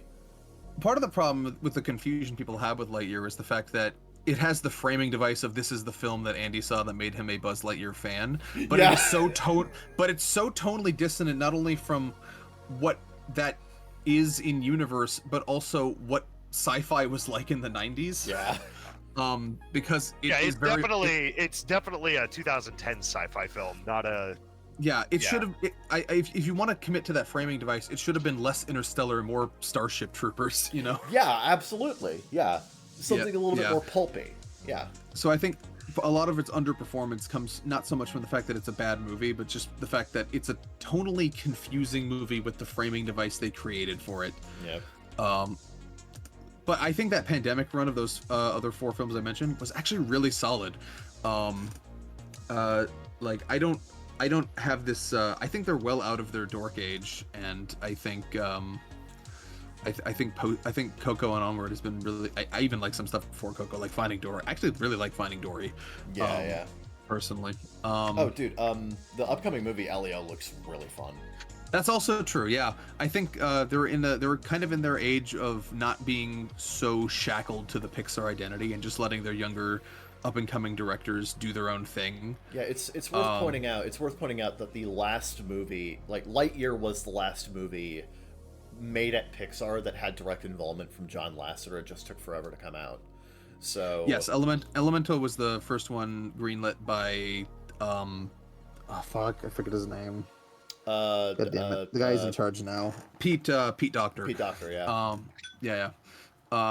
Also, I thought Elemental was fine. It's not amazing, but it's fine. Yeah. You know, but that's, you know, I feel like it's a little annoying how like this is also part of the problem. It's a little annoying how every new release is measured up against the entire pantheon. And that's not fair. That's not fair to any one of them. That's what I was gonna say. I feel like a lot of these movies are perfectly fine, consumable, like, you know, consumable films. Yeah, but if you're expecting it to have the same impact as something you saw when you were 8, that's a unreasonably high bar. Oh yeah. It's just like it's how I like the thing you have to understand is that when you have the same people doing the same thing in and out every day, eventually they are going to find a formula, and it is going to be like it is going to end up being a little less spectacular. But that doesn't mean it's because I mean they're going to have a lot fresher ideas in the beginning. When Pixar was first coming out, they had fresh idea after fresh idea after fresh idea. Yeah, they had the napkin. Yeah, and now that they've been doing it for so long, they know what they're comfortable with. They have confidence in what they can and what they're good at making. And now you're getting a little bit more formulaic. Their stuff's becoming a little bit more formulaic. It's not bad. I actually wouldn't say it's formulaic. I think there are certain hallmarks, but I think in terms of I think well, there's definitely things they go back to. There's definitely like pools of inspiration they always go back to. Yeah, and I think that's sure. And that's why that comes up. But that's because they know them and they know they work and they know that it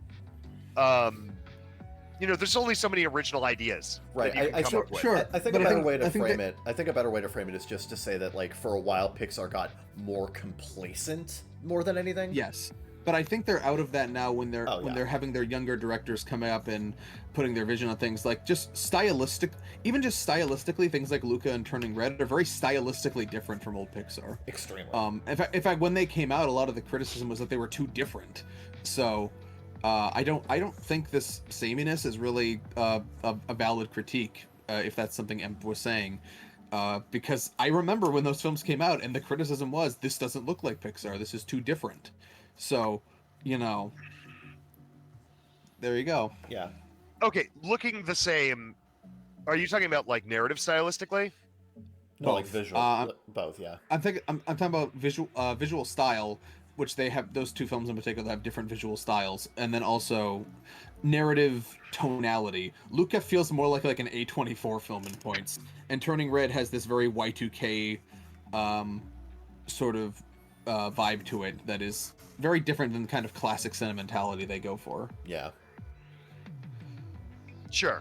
Yeah. like it's not the same four guys anymore. It's, well, aside from Pete Docter, who still occasionally makes a film. Well, but you kind of also said the point I was making is that now that they have like newer blood coming up and actually getting in positions of power, their stuff is starting to feel fresher again. And that's the point I was making is that when you have the same people making the same thing over and over again, eventually, like without that's what I think happened in the 2010s. Is what I'm saying. Yeah. That's exactly what I think happened as well. Is that they got complacent and they got a little tired. Yeah. And I also think Disney was pushing for more Pixar because Disney was really struggling in the 2010s to put out things in their own studios that were actually, that's also true. That were actually good.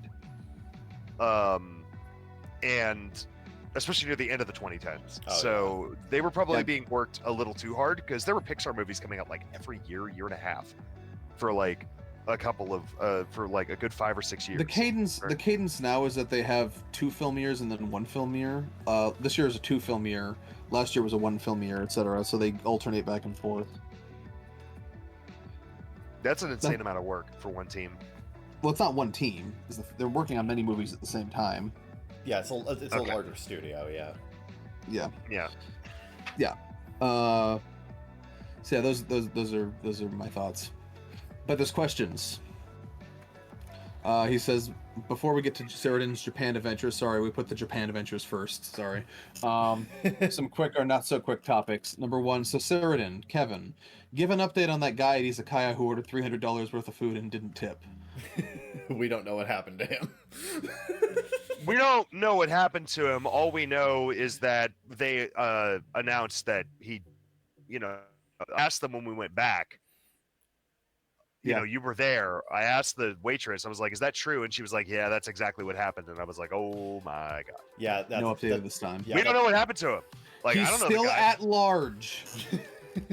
Threatening to fuck up other restaurants' big opening days at any moment. And question 2, a few months ago, y'all did a tier list of English logos of anime. Now, how about English title localizations of anime? I feel like we mostly did that at the same time. A lot of those English localized logos were also English localized titles. We did, yeah. Like, we ended up making a lot of commentary on how certain titles ended up getting translated. Yeah, a lot of the ones we did were kind of 2-for-1 deals. If we're talking about no Exorcist, we have to have a blue Exorcist, whatever. And also more extreme cases than that, obviously. Yeah. I feel like we already did that. So, I mean, if we could think of enough like disparate title localizations, that might be a fun idea. But I feel like we mostly did that in those 2 videos. Yeah, I feel like I could come up with some like really. I could probably come up with some like really niche or interesting ones, but it would probably be stuff that like either hasn't been adapted to anime yet, or like some more niche ones. So. Yeah. I think we pretty much covered that it was a localized logo ranking, but it was also a localization title that kind of all factored into it. Anyway, thank you for the email. Always a pleasure. And what's on? I got it. Okay, sorry. Steam was just telling me what's on sale. Right. Thank you for listening to the first segment. We'll be right back. Stay tuned.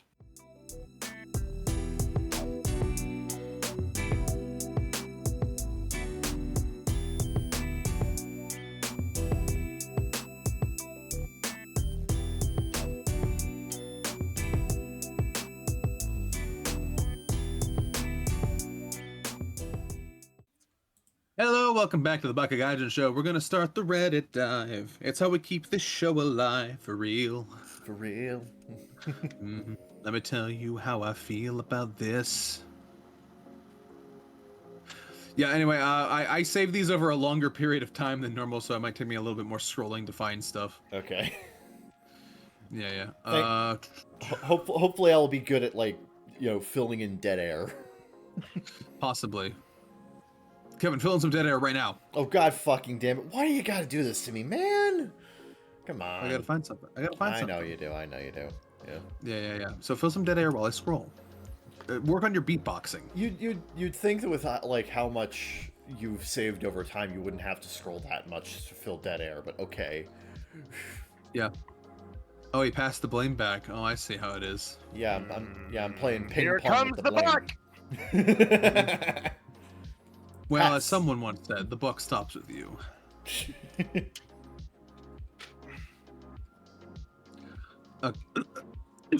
Sorry, little saliva went down the wrong pipe. Am I the asshole for not paying my sister $300 after she kicked me out with nowhere to go? Yes. Let's see. I, 21F, was currently living with my middle sister, 30F, after my oldest sister's house was currently being sold. Before moving in, I talked to my middle sister about any bills. She told me not to worry about anything, and I wouldn't be paying for anything, and just to focus on my tattooing. I'm assuming you're a tattoo artist. Probably. At the time, I was an apprentice at a tattoo shop. Nailed it! I was not tattooing at the moment, but would still gain tips from my coworkers. You mean, like, tips or like tips? Yeah. Like, tips as in information or tips as in money? Probably money. Maybe. From your coworkers, though. What are they paying you for?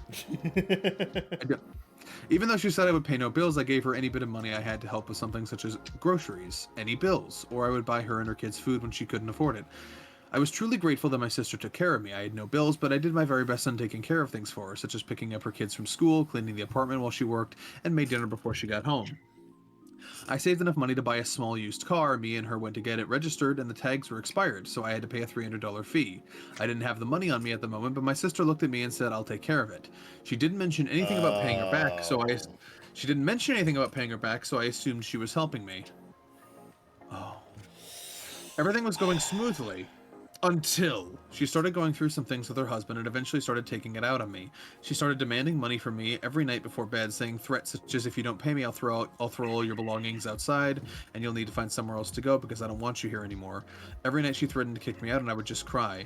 Some comments she made were, "You aren't my family, I don't care about you, only my kids." She had a very specific date to be out by, and if I wasn't gone, she was just going to start throwing everything. I got tired one day, and after she left for work, I packed my things and left. I didn't know where to go, but just drove. My older sister called me, and I filled her in on everything. My oldest sister scolded my sister for what she did, and that my middle sister said I didn't think she would actually leave. I haven't spoken or seen my middle sister in almost a year. Wow, I didn't think she'd really do it. I didn't think she'd actually do it. I haven't spoken or seen my middle sister in almost a year until this day. She sends me a message asking for her money. I stayed with her for about 3 to 4 months. She can fuck off. That sounds like a sudden swerve into assholery.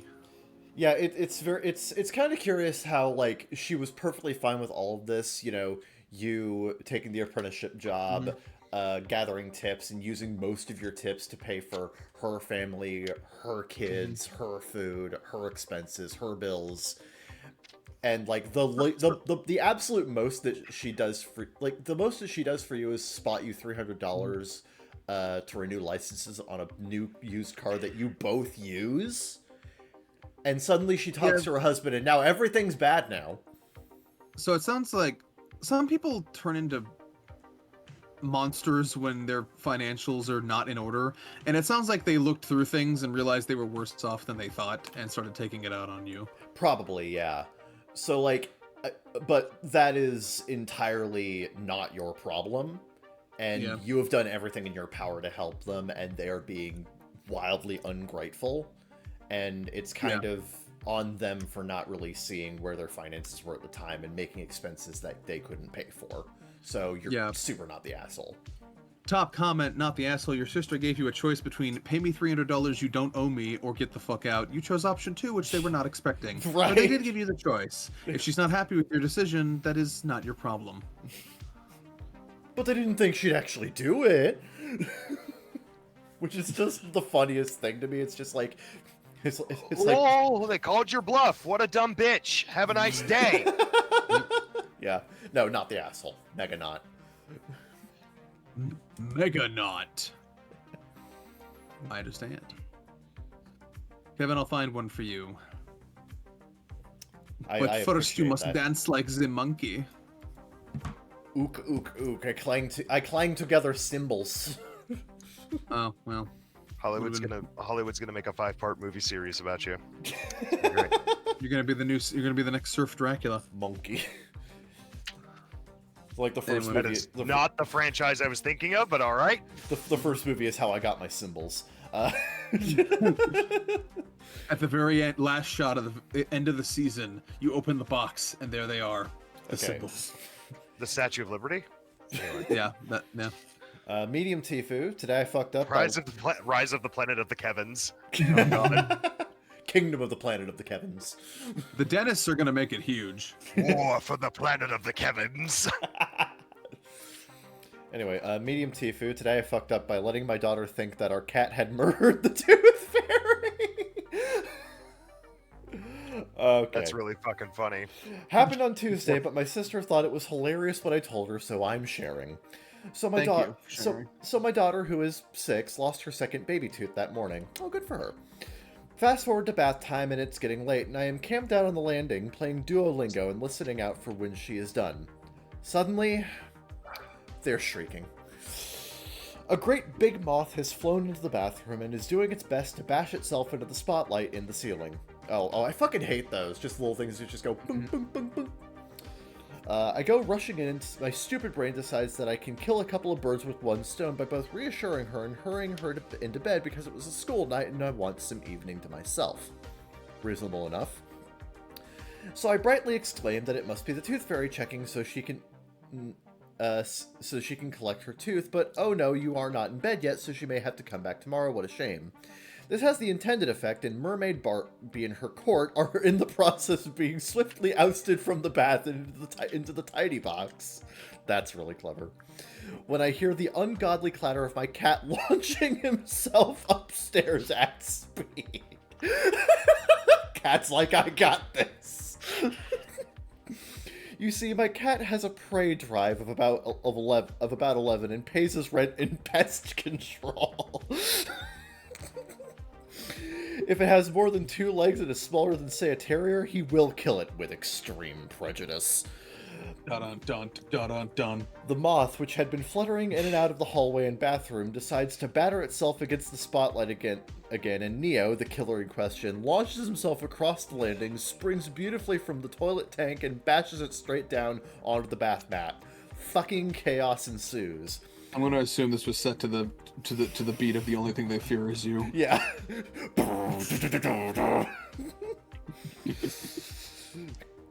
My daughter screams bloody murder as Neo shoves the moth into its maw. She nearly breaks her neck, clambering out of the bath, shrieking at Neo to stop killing the fairy. Neo legs it downstairs, and I am left with an inconsolable 6-year-old and a fine silver smear on the bath mat. It took a good 20 minutes to calm my overtired and overwrought darling down, but she did go to sleep and the Tooth Fairy did come by morning. She is still refusing to talk to my cat. TLDR, I tried to stop my kid from being afraid of moths by saying it was a fairy. Unfortunately, my cat ate the moth in front of her. Top comment, you hit one bird with 2 stones. Yeah. Nice. That is so fucking oh my god. You have to be really fucking careful with the shit that you tell kids, otherwise you're gonna have a mess on your hands for the next 2 hours. 2 hours, I can literally traumatize them for life. Right. It's just like, no, stop killing the fairy. Guarantee you, though, this kid is going to look back on this in about 5 years, and they're going to laugh their ass off. Oh, yeah. I'm unsure if this qualifies... In therapy, yes. In therapy. Nah, like, I am unsure if this qualifies for medium Tifu, but it's really fucking funny, so... Well, again, we haven't seen how much trauma this caused, so might be a large Tifu. It might be. You don't know. Might be an extra large Tifu if they become a serial killer. I think there's a statute of limitations on Tifu declarage. At current, I'd say small to medium. I mean, yeah, when you make this ranking, you can only really determine it based on what has happened since between the incident and the Reddit posting. Yeah. Whatever happens years from now, that's a separate Reddit post. Yeah, I was gonna say they'll come back and make another Reddit post. Yeah. Oh yeah. 20 years from now, when we're on episode like 800 or whatever, you know, we're gonna be reading. Today I fucked up with a large Tifu. Today I fucked up. My daughter has become a serial killer because at 6 years old I convinced her our cat killed the tooth fairy. And we'll be like, I remember that post. Oh, That's a those were the old classic in the days. grand Baka Gaijin pantheon. That's the classic. I'm sure our 7 fans now will remember that.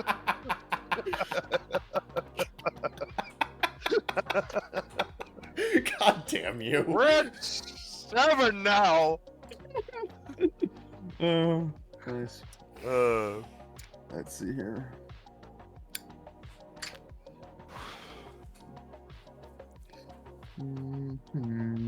No, Kevin, fill some dead air. Good fucking God. Get a key. I mean, what? Also, Saradin, can you read? Yeah, throw one at me. Sure, one sec. Damn, you're really low on my DM list. Here we go. This one. I'm just not worth talking to. I think I just DM you in the boys chat most of the time. Most of the time, yeah. Yeah, pretty much. Yep. Mature content. I'm not. Oh, I gotta log in for this. You'll have to read this. Oh, sorry.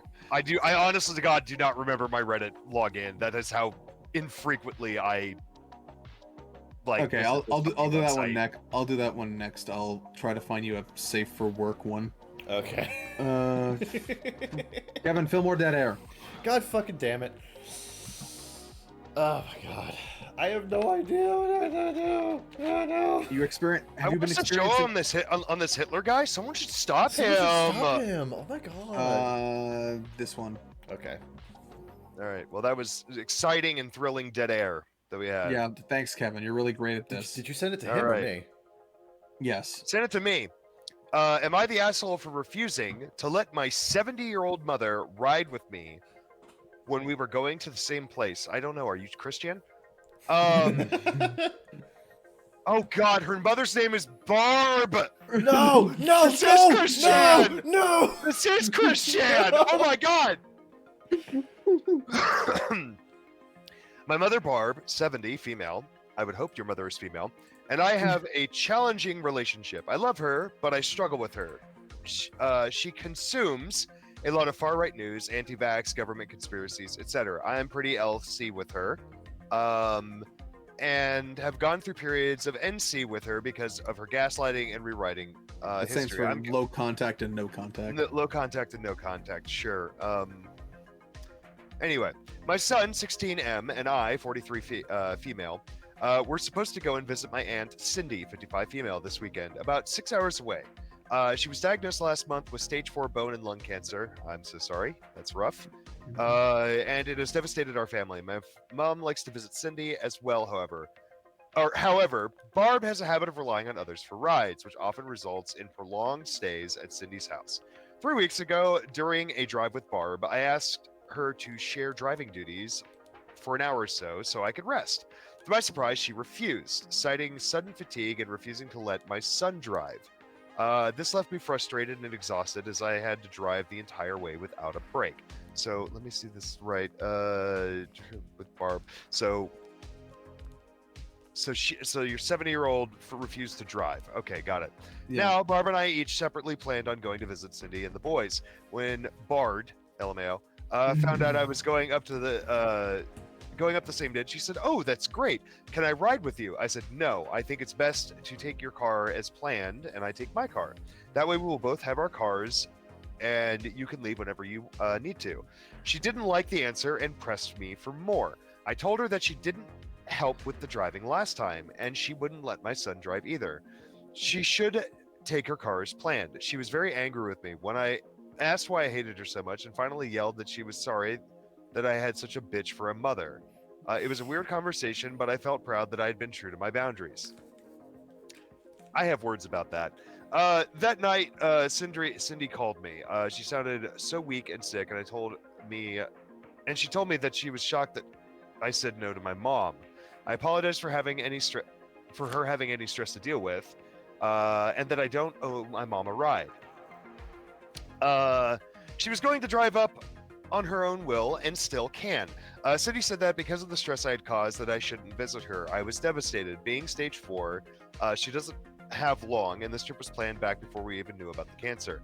Barb said I was acting hateful and I should post this on Reddit so I would know just how horrible I was being. I said she should stop involving Cindy in our argument. I'm going to say your 70-year-old mother did not tell you to post something to Reddit. I call absolute horseshit on that one. Anyway, and should stop being a freeloader. And Cindy called me later screaming at me that I am horrible. What kind of person wouldn't give a ride to their own mother? That I am selfish, manipulative, and mean. And that my deceased grandmother would be so disappointed at me. I am crushed. I feel, oh my god, this just screams of sympathy baiting. I feel like I'm allowed to not have to drive someone that I don't want to, especially if that person previously been a terrible passenger. They are perfectly able to drive themselves in their cars working fine. So Reddit, let me have it. Yeah, you suck. Your 70-year-old mother. So here's my opinion. You suck. First of all, I'd like to point out that there is literally no reason to bring up a political alignments up here, unless you already had like a working building history.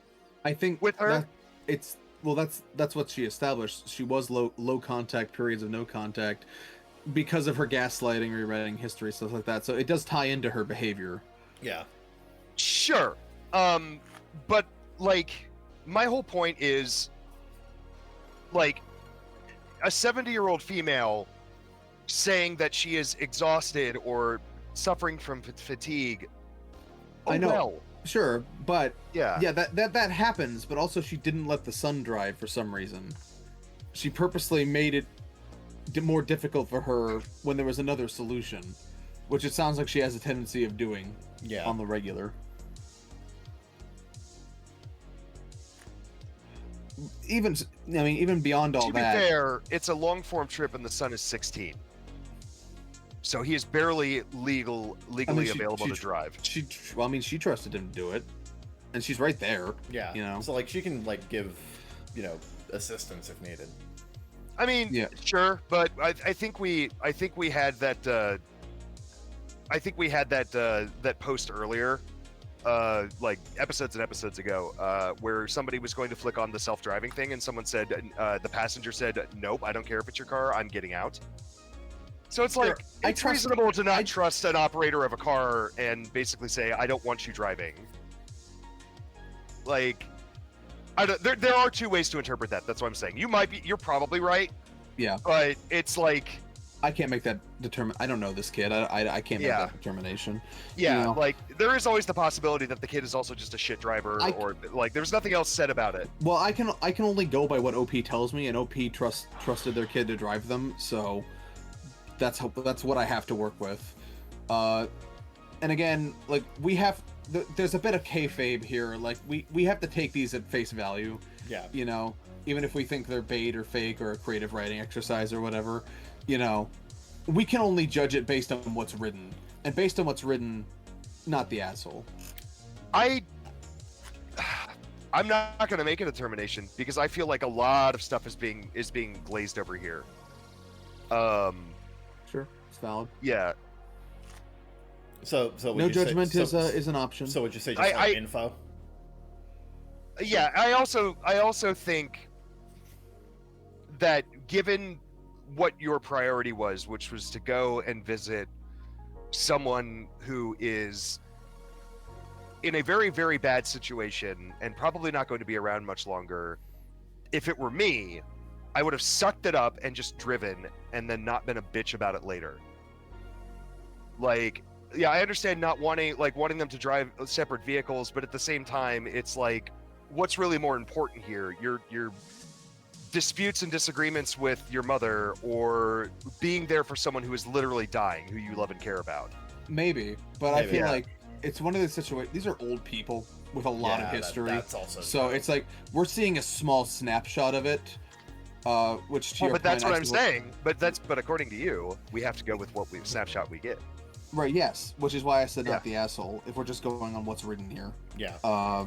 I don't think she owes her mother anything in this regard. I think everyone's. Then my determination is everyone sucks here. You didn't prioritize. I don't think she prioritized what she should have been prioritizing, and she could have been more mature throughout this whole situation as well.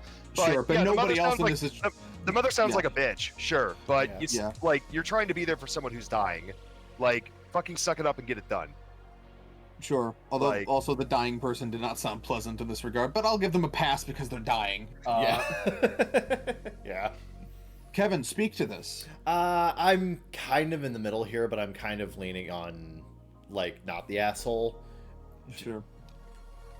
Up top! Yeah. Agreement. Sort of. But like, I don't know. I can kind of understand where Saradin's coming from here, and I do agree with some of the points that he makes on that one. Sure. Like, I just think everyone sucks because, like, on one hand, the mother sounds like a bitch, sure, but Cindy sounds like she's not prioritizing the right things, not Cindy, but OP is like not prioritizing the things that are actually important and has some maturity issues when it comes to it. That's fair. I think that's fair. Like, there are definitely, like as an example, there are family members that I do not get along with, but if they ask for help, I'd give them help. Right. Yeah. Period. Anyway, next one. They included a trigger warning here, so I guess I'll repeat that. Trigger warning: sexual assault. Okay. Am I the asshole for rejecting a trans girl because of ... organs? English is not my first language, so I apologize for any mistakes. Get ready for flawless English. Long story short, a few months ago, I, 28F, met this girl online. We chatted for a while, everything seemed fine, so we decided to meet. We went to a club, had a few drinks, understood each other, she looked beautiful. We agreed on most opinions and attitudes, listened to the same music, just a beautiful date. Even so beautiful that I somehow lost track of time and missed the last train home. Oh, sorry, heartburn. She offered me to sleep at her place because a taxi was insanely expensive at this hour and across town, and I agreed, but wasn't planning anything intimate at first date. Movie! A few more drinks, and at the end, I was tired and wanted to sleep on the couch. She told me to go to bed with her, and I was stupid enough to agree. Now, I have to emphasize one thing. I'm a lesbian! Yeah. I'm not attracted to men. Not attracted to their genitals. Honestly, I find them disgusting. Experimented a bit at university. Always had a terrible moral hangover afterward. Felt dirty. Not for me. Okay. Moral. Jeez. I woke up some time later. Something was sliding over my back parts. I was frightened. Pulled the duvet. And dick. She was awake, smiling at me, apologizing she couldn't fall asleep because she was so horny. I didn't know what to say at all. She was just trying to ride me in my sleep or jerk off at me or whatever. I sat up and wanted to leave, but she pulled me back onto the bed. At that moment, instincts kicked in. I pulled away from her and ran out of the apartment. She tried to stop me, grabbing me, pulling me back, but just no. It felt like sexual assault, and I was sick of it. On my way home, I wrote her that what she did bordered the essay, and that she should have at least told me about the fact that she had a penis. I didn't want another date with her. After this, I don't trust her anymore. I have nothing against trans women. I wouldn't mind a post-op trans girlfriend, but if there's a dick, I'm not interested. She had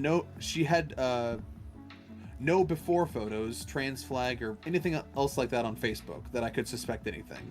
She looked extremely femme, had a bit of an Adam's apple, but I thought if something unexpected be there, she would have told me before. But she went wild. Not only she wrote pretty nasty things to me, but apparently got in touch with other people and told them things like I rejected her only because she's trans, I made a hate speech against her or whatever. I've received a couple of death and rape threats. I could ignore that, but feel like shit. She also wrote to my friends. Most of them asked me and understood, but a few of them responded that... Do we have a... yeah, we're recording. Hello. Goodbye. Sorry, I think she didn't realize we were recording. She also wrote to my friends. Most of them asked me and understood, but a few of them responded that I was an asshole and ran away because of genitals, which is true. If she had a pussy, I would stay. But for me, it was an absolutely disgusting experience. I don't want to associate with such a person. I don't trust her, but it's bothering my mind. So, am I the asshole? Okay. All right. Here we go. Okay. So, you cannot help what you are and are not attracted to. If you are, Sure. I believe you when you say that you do not have a problem with trans women, and if this was post-op, you wouldn't have an issue. I believe you, and I completely understand the entire thing about, you know, just not being attracted to people with like not being attracted to dick. I get that. That's completely fair and completely fine. You can't help that. And honestly, I do think that if your partner wanted to have a sexual relationship with you, they should have talked about that beforehand, and they should have like made clear like everything that's going on there. Yes, even And disregarding and even disregarding that, they factually assaulted you. I don't know if I go all the way to assault, but it clearly wasn't. Yeah, cool. it's harassment. Like at minimum, it's Yeah. sexual harassment, and Yeah. they were trying to force the issue. So This was presumptive and too forward. absolutely. Perhaps. Oh, absolutely. They should have stepped back by at least 3 spaces and like come at it from like a completely different angle. Like whatever genitals are involved or whatever either of you likes, this clearly crossed some boundaries. Absolutely, and I don't think you're the asshole here. I think you reacted completely reasonably given your history, your preferences, and what actually happened and what you're comfortable with. I think it's completely reasonable. Yeah, and also their behavior after the fact has really painted them in a poor light, to put it mildly. It really has, because they're pretty much twisting the narrative to make themselves look better, trying to completely negate the fact that they were pumping you in your sleep. Yeah, in fact, I'm going to engage in a little bit of... I'm probably going to get canceled from this 10 years from now, but I'm going to engage in a little conspiratorializing here and say that this might not have been the first time they've done something like this. Potentially. This potentially seems like kind of a scheme of getting with people, and if they don't accept you, slandering them online, It's a convenient card to play in these situations, where like they have it. I'm not trying to make any grand statement about any type of person. Yeah. But what I am saying is that they have a convenient card to play where if someone refuses their advantage, they can just call them transphobic. Yeah. Which that shit That does was my happen. read. Yeah, there are certainly types of people out there who will weaponize that quote-unquote advantage. Trans people are people, and that unfortunately means that some trans people can also be monsters. So, There you go. Hope that ages well. Anyway. Yeah. Not the asshole. Yeah, Not the I asshole. think it's gonna age better than you think. Thank you. Um, Thank you. There's a long history on this channel of me getting comments about things like that. Yeah. Now, granted, most of those videos are like 12 years old, but still. Yeah. Anyway. Let's find another one. Shall we? I think we shall. We shall. Oh, okay, thank you. I was waiting for your response. I genuinely did not know what to do. Okay. What, do you need my fucking permission to, like, search for shit? Not permission so much as just like the airline pilot needs like the guy to wave the glowing sticks, Right. And you're okay. like, you're clear. Oh, okay. Like you're sort of like guiding the way. Yeah. Yeah, you're like my Rudolph, I guess. Kevin, with your teeth so fucked. Won't you guide my podcast tonight? Okay. Kevin, here's another one for you. Am I the asshole for not... I also told Elena that we'll probably be around later if she wants to chat. Okay. Am I the asshole for not helping to defend my group project partner against our professor who wants to fail her for not contributing? I, 20M, am in a computer science course for college on operating systems. I was assigned... Nerd! I was assigned this random group project partner, 20F, and we were working on a project for most of the semester. We had decided to organize the project in a way that she would do core parts and I would do plugin modules that depended on her core. However, since she did her parts in a convoluted way, it was hard for me to understand it, and when I couldn't get it to work, she had to do them as well. We got into an argument, she claimed it wasn't convoluted. I then paid a tutor who advised me and said he could help, but the project would be easier to do in Rust compared to C++. She agreed to redo the project in Rust if I converted everything we had so far myself, and she'd help out with the last part. We got permission from the professor to do it in Rust instead. The tutor then helped me convert her code to Rust, which counted I as keep my thinking code. I keep thinking they're talking about the game. Yeah. Or the map on Call of Duty. Yeah. Oh yeah. However, when I How many snipers on this, Rust? Now I'm just imagining some college students sitting underneath the oil rig or whatever. However, when it finally came to doing the last part, she said she had no time to work with me on it, as she didn't know Rust well enough and had some ballet competition the week of the deadline. She offered to finish it in the C++ version, but I told her it is okay. I then got it done with the help of the tutor and submitted the project. Since the Rust code was all written by me in the statement of contribution, I had to state that I did all the code, and she contributed to the design process and report. However, the professor took that as her not contributing, as only the code is actually graded, and decided to give her a 0 on the project, which would lead to her failing the class, as it is 70% of the grade. She now wants me to come talk to the professor with her, and is upset at me for refusing. The way I see it is not really my problem, and I don't want to face any trouble, and she did already tell the professor that she had done the older C++ code we didn't submit. Am I the asshole here? She's pretty upset at me and seems to blame me when it's the professor's decision. I mean, you could still talk. You could still try. Yeah, you could try. You could talk about it. I mean, like, okay, here's the if the professor decides to not credit her, that's his prerogative, and you're not the asshole for that. But Yeah. like, you have an opportunity here to at least make the case. Yeah. And I think she does. I was only half paying attention because stuff was happening, but I think she deserves that much. I think so too. I feel like there hasn't been enough communication between you, her, and the professor, and this has caused a good amount of undue stress and problems in between them. Oh, read that top comment. They might make a good point. Oh, really? Well, Unlikely. you're the asshole. Say the situation was flipped and she couldn't understand your code, yet you did the work you were supposed to. Would it be fair to be failed because your partner couldn't understand you? No, it would not. She is not asking you to donate a kidney, just to clarify. You sound selfish. He sounds like he's scared that if he makes the case, the professor might dock his grade in some way. Yeah, but like, at that point, you could probably bring that up the chain. You know? Yeah. I feel like at that point that's more of a management issue. That's more of like a teacher issue. So like, no, I'm not trying to like.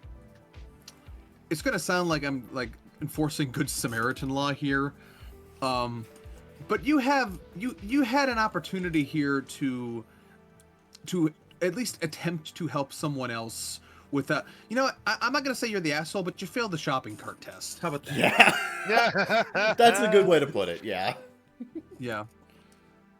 It's like this is the absolute most baseline thing you could have done to remedy the situation, and you. No one will get to, on your case so. except Reddit. Except Redditors. Nobody will get on your case for not doing it.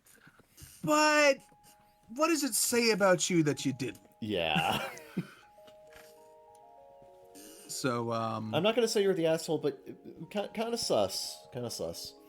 I'm gonna go no assholes here, but with like an asterisk. Yeah. Potential for asshole. But I got my eye on you. I'm just saying I don't want to do a group project with you, is what I'm saying. Yeah. Yeah, especially not in this class, because your professor does not sound like a pleasant guy either. No.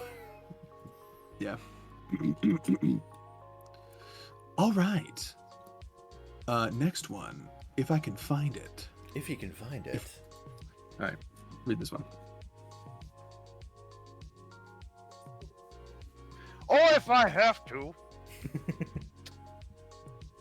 Today I fucked up by making my best friend cry on her birthday. Did you at least wipe your dick off first? Anyway. Medium teeth. Well, that it wasn't rape. Good, we ruled that one out. All right. Yesterday was my 25 male, best friend's 30 female birthday. I bought her a typewriter. Interesting. interesting. She Violet Evergarden. I bought her a typewriter because she's a hobbyist writer, and I know it's something she's always wanted. We've known each other for quite some time.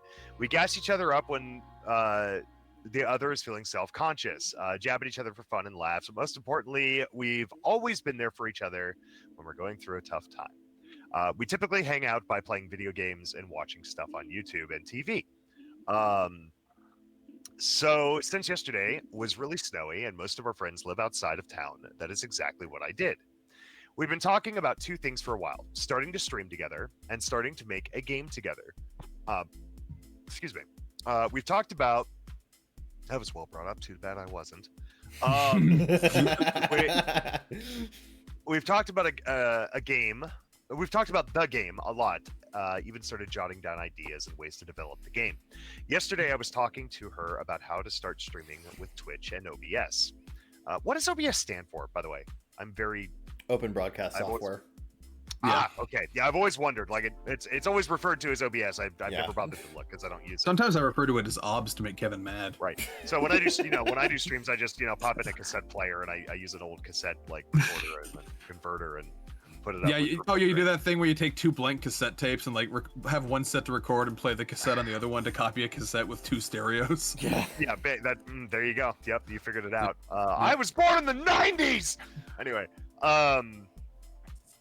she said something along the lines of, we should stream X game for fun. I don't remember verbatim what I said, but I replied with something along the lines of, why would I stream X game with you when you're bad at X game? Ooh. And my smartass even referenced her stats in said game when we played it together. We get it. Call of Duty, you have a negative KD. All right, I don't honestly understand what game they're talking about. Almost instantly, I noticed her demeanor change, and she got really quiet and distant. And as I realized that what I said was really mean. I meant it as a small jab. But in hindsight, I'm realizing she's probably interpreting this as, why would I stream with anybody when you're bad at everything? I very quickly apologized and let her know what I said was uncalled for, but what I had said had already been said. For the rest of the night, she was completely shut down. When I tried to talk to her about it and let her know that I'm a jackass, she got really down on herself and basically reiterated what I said, in that she's bad at every game and we shouldn't stream it together. And I saw her start to cry. I tried to change the subject and talk about something else and crack jokes to try to cheer her up, but with no results. I don't actually think she's bad at the game in question. I just meant it as a lighthearted jab. But I realize now that it meant much more to her than that, and I feel awful. I cooked her dinner and we watched some TV the rest of the night, mostly in silence. After I left, I messaged her and apologized again, but I know she's not going to talk to me for a while. It's the morning after, and I feel absolutely awful. I didn't mean for this to happen, especially on her birthday. I aimed to make her birthday as relaxing as possible, but I said something that I shouldn't have and completely ruined the day for her, and now I don't know what to do. TLDR, she said something. I said something I shouldn't have and made my best friend cry on her birthday, and I feel awful for it. Shit happens. Yeah, honestly, like she didn't throw you out of the fucking house. Like you still made dinner for her and watched TV with her. She probably just needed a moment to process it and calm down because she probably took it too seriously. Oh, yeah. And my opinion is, if this friendship is as good as you claim it to be, I have fought like cats, like dogs and monkeys with my best friends, like over the stupidest fucking shit. My friend literally threw me out of his house once because I was being such an obnoxious asshole. Yeah. One time, and then we got together the next day and went shooting. Yeah. So it's like, not at each other. It's one of those things where it's like, if this friendship is as good as you, this was a fuck up, but it's like a relatively small one. This just happens. And this especially happens when both of you have adopted a form of communication that includes extreme sarcasm. Sometimes sarcasm just doesn't land. Yeah. Or sometimes just someone's not in the mood for it. That doesn't mean stop it. I don't want people to be so terrified of sarcasm that nobody uses it. I had a counselor try to tell, it wasn't my counselor. Counselor tried to tell me that sarcasm is just not an acceptable thing for the workplace. And I'm like, yeah, you've never worked in a kitchen then. Yeah. Absolutely. Yeah, you've never worked in a fucking kitchen, bitch. But like, it's just there's always a landmine that you're going to step on when you start to cross the field of sarcasm, and it feels like this just didn't land right. Yeah. Who knows? Maybe she was gonna, really get into asking you about it today, and then you just hit her with that, and it just Yeah, hit her I the wanted wrong to. way. I want to It's read. not a big deal. I You'll like get top over it. comment. I like top comment from Kit Foxfire. It might not even be a romantic thing. Maybe she has a picture in her mind of how great it would be with the two of you tackling a game together, fighting bad guys together, like Starsky and Hutch, and you just straight up denied it. Which, I mean, you were thinking practically. It's not going to be epic if she's not good at it. You responded to her suggestion, but not her feelings. What she was saying was, "You're my friend, and I want to connect with you like this," and you basically said, "Nah, you're shit." Yeah. No. Nah, you're shite. Yeah. Praise the Lord! Anyway. British. Well, yeah. The commenters are allowed to be British. The Okay. posters, the posters are a problem. You heard it here. We do not accept British as No, we accept it. as We're a just submitter for gonna, our fees. we're just gonna dog. We're just gonna dog on for something you can't help. It's for the bit. We're nice people, I swear. You can fix it though. Just tell her she's your friend and want to connect with her. She doesn't have to be an amazing player to enjoy the game. She doesn't have to be an amazing player to be friends with you or respected by you. Do a stream together. Doesn't matter if she's bad at it. If you two vibe while playing, it should be a fun watch, right? Yeah, absolutely. That's what I was going to point out too. It's like it doesn't even matter if like I watch streamers that are shit at games all the time. But the personality mixed with the gameplay is just fun. Some people have made entire Go ahead. Some people have made an entire career out of being terrible at games. Look at Darkside Phil. He's doing okay. Not mentally. He has a house no. still at the moment. Yeah, none of the streamers I watch are what I would call savants at video games, but it's fun to watch them because the failures can be just as funny after reading their reaction. It's like just hanging out with a friend for the afternoon. They don't have to be good at a game. Just the fact that you're playing with them should be fun enough. Yeah. So yeah, I think you read what she was saying wrong, and I think you responded in a way that I don't think you intended, because I think you just read the original intent wrong. Yeah, honestly, I'd say just give her some space, let her calm down, and come at it fresh. Look, if you guys are both in a ring boxing together, jabbing back and forth, then it's the perfect time to lay sarcasm on her. But if she's trying to give you a birthday gift and you punch her in the face with a gloved hand, it comes off the wrong way. You know what I mean? Just a bit. But it happens. But it happens when you box all the time. Sometimes you think someone's coming at you, or sometimes you think it's appropriate to do so. Shit happens. You'll get over it. Small Tifu, in my opinion. Yeah. Yes, it was on her birthday, but she'll get over it. Birthdays are just like any other days, but with cake. Well, and some people take birthdays more seriously than others. That's true. Yeah. Today, Medium Tifu. Today I fucked up by manipulating a rust-riddled chastity cage. What is with rust today? Rust, a while ago. Also a rust-riddled chastity. Ew. Oh God, I just realized the implication. See? Ew. Why did you pick this? Why? The title was funny. Fuck you. A while ago, in our university's BDSM club. I'm assuming that's not sanctioned. What? Okay. This dude was giving away a chastity cage for free. He didn't like the size and was just giving it away, so I took it from his hands.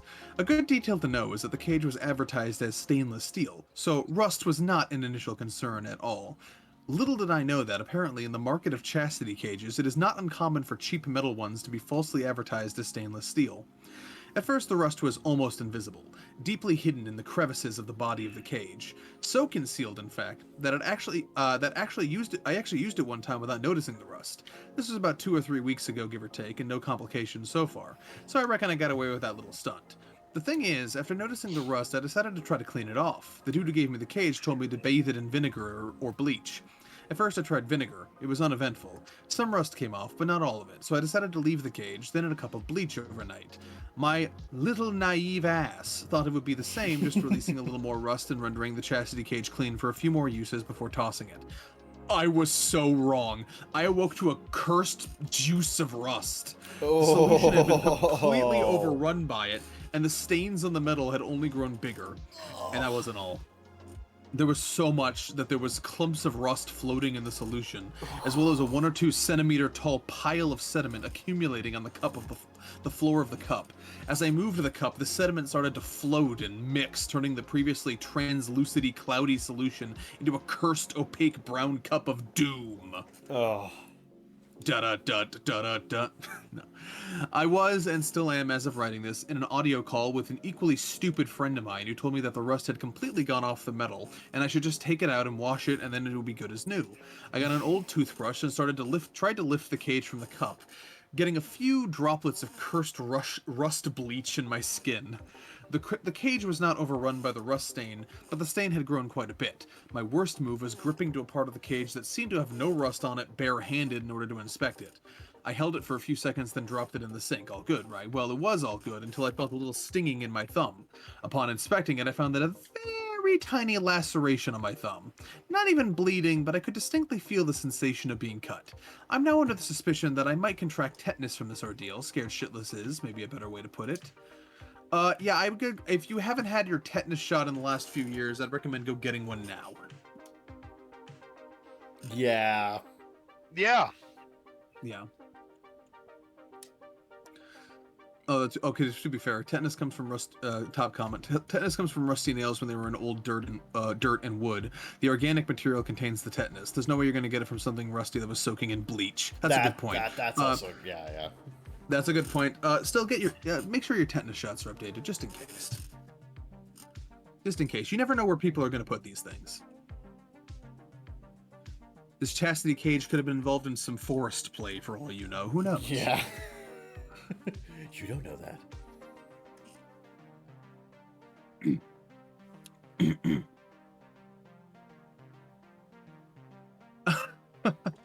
I forgot about that one. Hold on. Let's see if this one's worthy. Okay, Kevin, read this one. Sorry, the copy paste didn't work there for a second. Okay.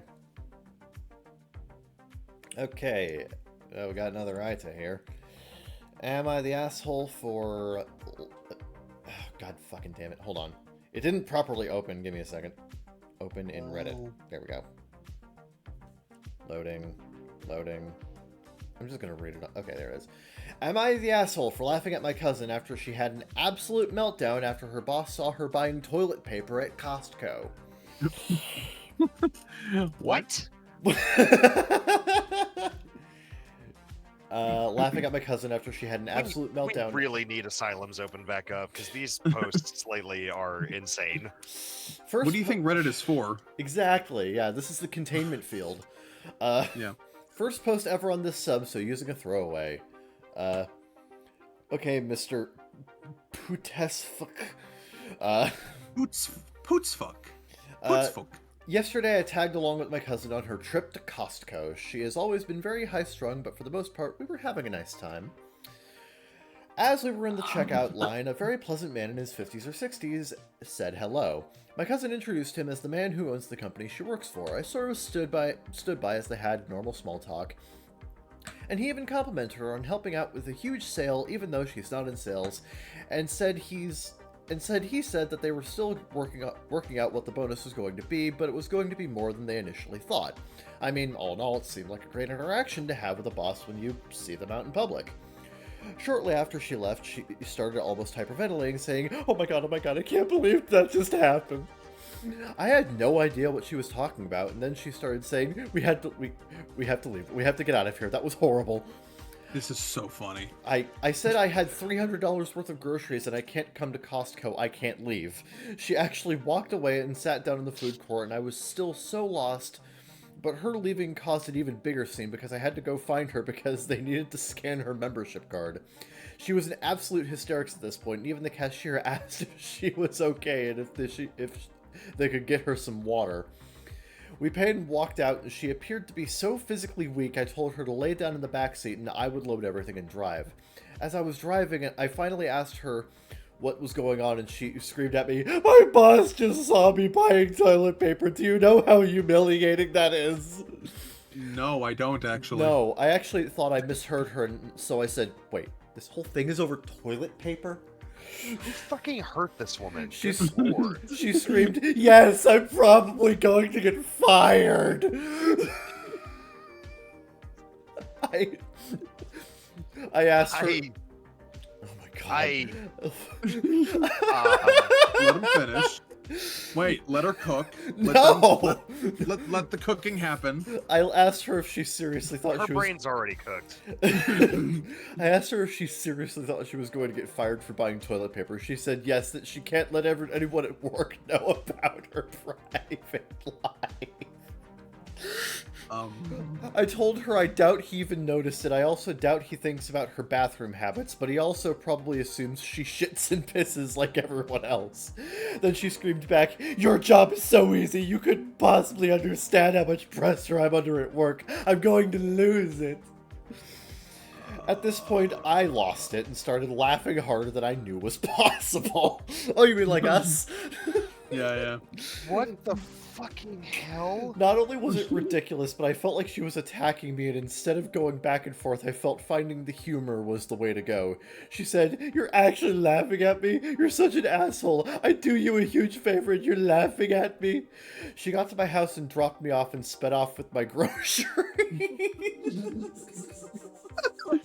I need those. I I called my aunt to make sure they got at least put in the fridge, but my aunt said my cousin overreacted, but I'll probably need to apologize to be able to get my stuff. Am I the asshole? No! I like that comment. Holy shit, your cousin uses toilet paper? As in, she goes to the bathroom? Yeah, she'll definitely get fired, as her boss will never be able to look at her without imagining her on the toilet. So sad, but she's the only person in the entire world who produces bodily waste, and it's just too difficult to get our minds around that. Yeah, yeah. Obviously not the asshole, as that's stupid as fuck, but perhaps you invited her rage by making her feel every ounce of the stupidity she deserved. She was clearly overreacting, but unless she's a known faker, those huge feelings were real and she probably felt... No, yeah.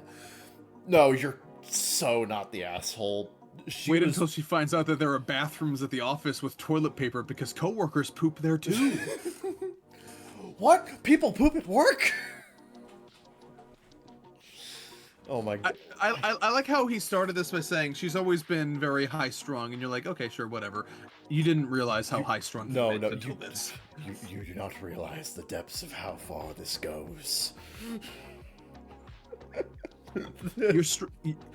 Girl, you're strung too tight, okay? You're like one of those guitars that's strung way too tight, so as soon as you flick it, the string just breaks off. Yeah, ding, ding, ding, ding. Yeah, like that. Nice impersonation of a guitar breaking, Kevin. Thank you. I watched a lot of that one episode of Tom and Jerry where Jerry's uncle comes around and is just like, "I can't play my guitar without my guitar string." Deep cut. Nice. Yeah. I am still very confused. Just do what OP didn't laugh. Just laugh. It's at her. It's so specifically. Absurd. It's so absolutely absurd. Unfortunately, this is one of those things where it's so absurd, I have to believe that it's real. Yeah. Like, it is past the "you made this up" threshold into "this can't possibly be made up." Mm-hmm. Stranger than fiction. Oh, yeah. No, people like this are real. Anyway, Sarah, I sent you one last one. Alrighty then. How are we gonna top that, though? We got a sad one for the finish.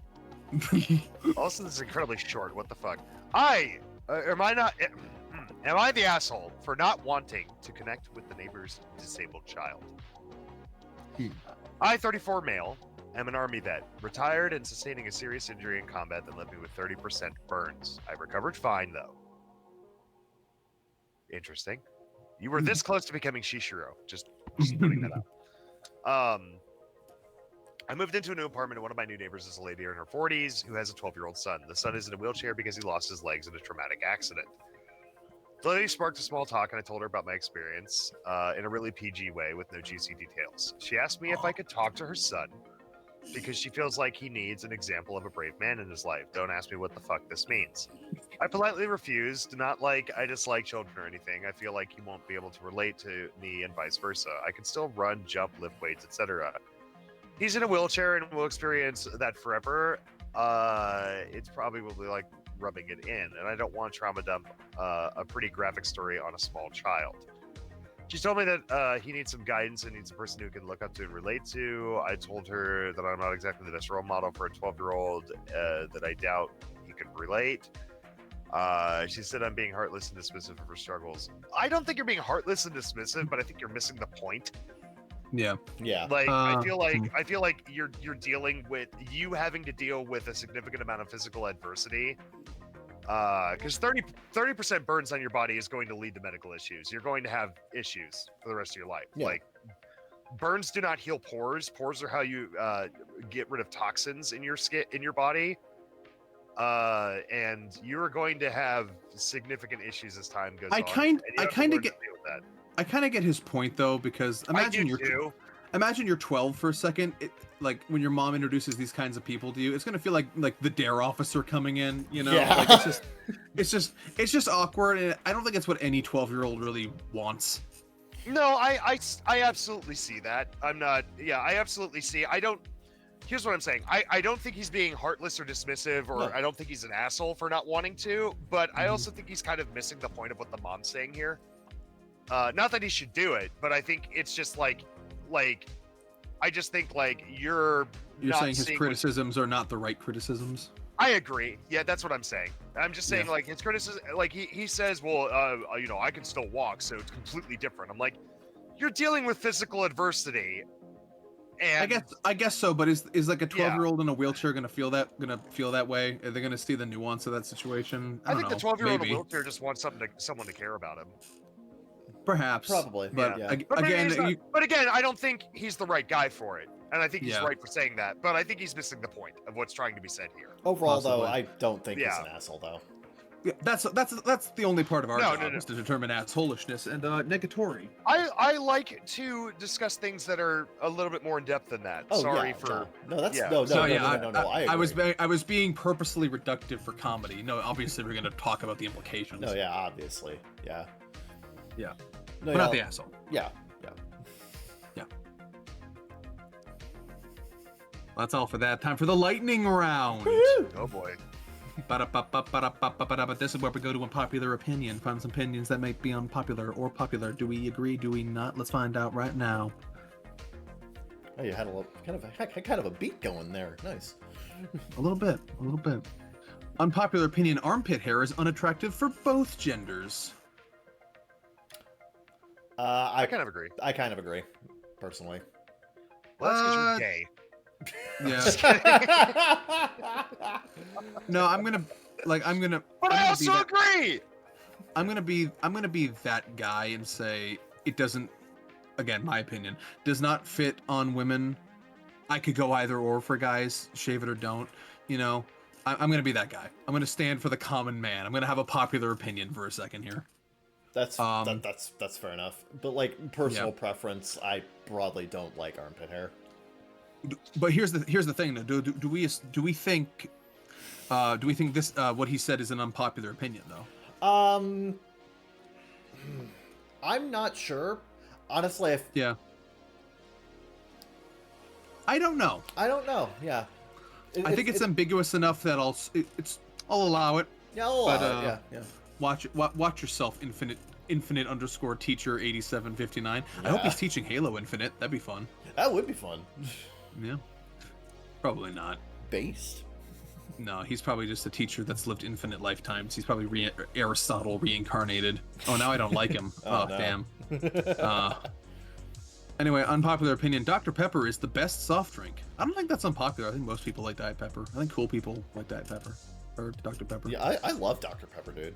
There are, Yeah. although I do see a contingent of people, they're wrong, who are like, oh no, it tastes like medicine. I want to know what medicine they're having. Right, exactly. I mean, that's the same point that, like, you know, a lot of Japanese people say about root beer, and they're fucking wrong. Exactly, yeah.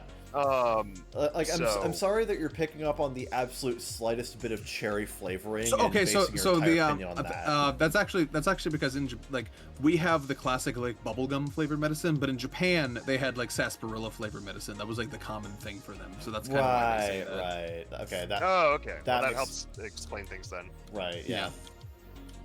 Yeah, their root beer flavor is kind of like our bubblegum flavor. No, yeah. I feel like I feel like the people Dr. who Pepper hate... good. Yeah, I feel like lightning the people round, who... Kevin. Yeah, lightning right, round.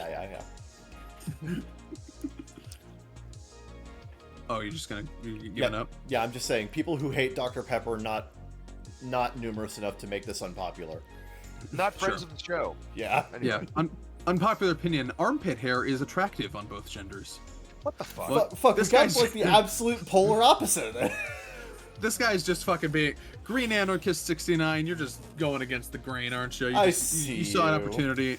Yeah, last time was 7 hours ago. Yours was 3 hours ago. I see your game. He's got the system. He's gaming the system. Mm-hmm. Unpopular opinion: they should have ugly people on reality dating shows. Why? So they can make fun of them? Yeah, so they can get voted off faster. So you can laugh. If you want to laugh at ugly people, there's easier ways to do it that won't damage their self-esteem. Yeah, you know. Yeah, like TLC is right over Go there. to, so. Yeah, just go to R-Rate Me. Yeah.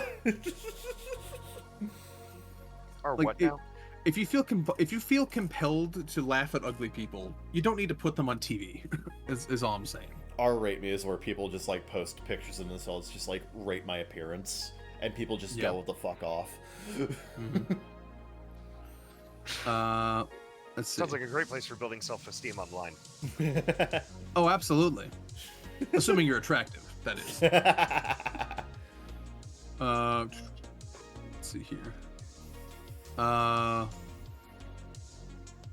Unpopular opinion: hairstylists are greedy, cocky, and judgmental. I'm sorry you had that experience. Seems a little presumptive to assume that applies to all of hairstylistry. Yeah, a lot of hairstylists I've spoken with and I've had experiences with have been very nice and very like I don't know what they're talking about. They clearly had a bad experience and are now becoming racist over it. Unpopular opinion: anyone who says changing the batteries in the smoke detector is the landlord's responsibility is incredibly lazy and dumb. Yeah, but also, I don't want to fucking do it. Yeah, have you considered that I don't fucking want to? How I feel about anything at a given time is based on how lazy I am. Yeah. Welcome to human race. Yeah. Right. Someone before. Unpopular opinion: people that put a ton of hot sauce on their food to get the hottest sauce ever are just masochists pretending to be foodies. Maybe, but that's none of my business. I've done it before, where like, I mean, literally when I was in Dallas, Fort Worth area, like last year. You used to be a spice rat? No, I mean, occasionally I like to push I like to get something super, super spicy, kind of as like a fun challenge to myself, because that shit can be very hard to work through. That's called being a spice rat. Yeah. Okay. But it's very infrequent that I do that. He moonlights in spice ratry. We're just applying labels to people. Yeah, welcome to the podcast. Our label is the Bakagaijinshow. I'm gonna stop sharing my stories. We are the stupid foreigners. By default, we are labeled. Yeah. No, go ahead. I'm sorry if you took that personally. I just feel very beat up right now. Sorry, you're not a spice rat. You're a sweets monkey. I'm not that either. Okay, you're. I don't know what you want to hear right now. I don't know how to talk to you.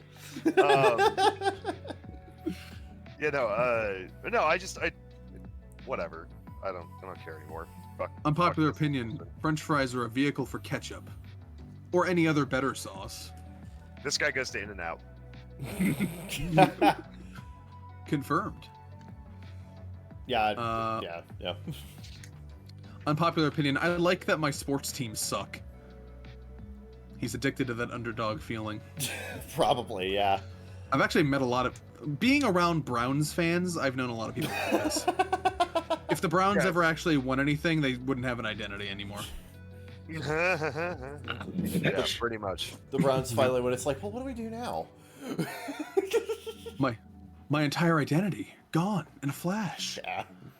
If the Browns win the Super Bowl, it'd be like the beginning of Megamind. They'd be like, I did it. He did it. They did it. They did it. Now what? Let's see here. Unpopular opinion: comedians with disabilities are modern day circus freaks. You said it, not me. I mean, they kind of treat it like that too. So yeah, I'm just saying.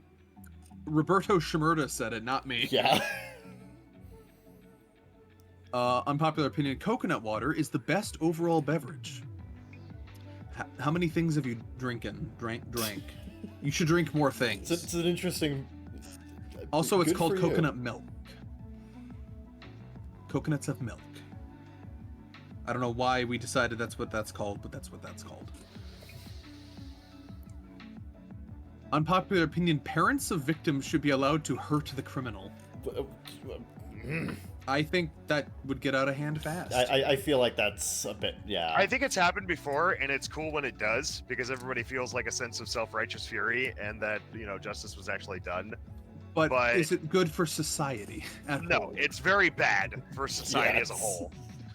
Because then you can start making any justification you want that someone wronged you, and now we're just back to, like, fucking unpopular law. opinion: mob rule bad, Yeah. Sharia rule problematic. Yeah. Yeah. Pretty much. Hey. Let's see here. Unpopular opinion: the worst jobs to get blacklisted from are the easiest jobs to get. Is that an unpopular opinion or a shower thought? Where am I? Yeah. I think you're on the wrong subreddit. No, I think they're on the wrong subreddit. I think I'm talking right to them. where I I'm need talking to them. Okay.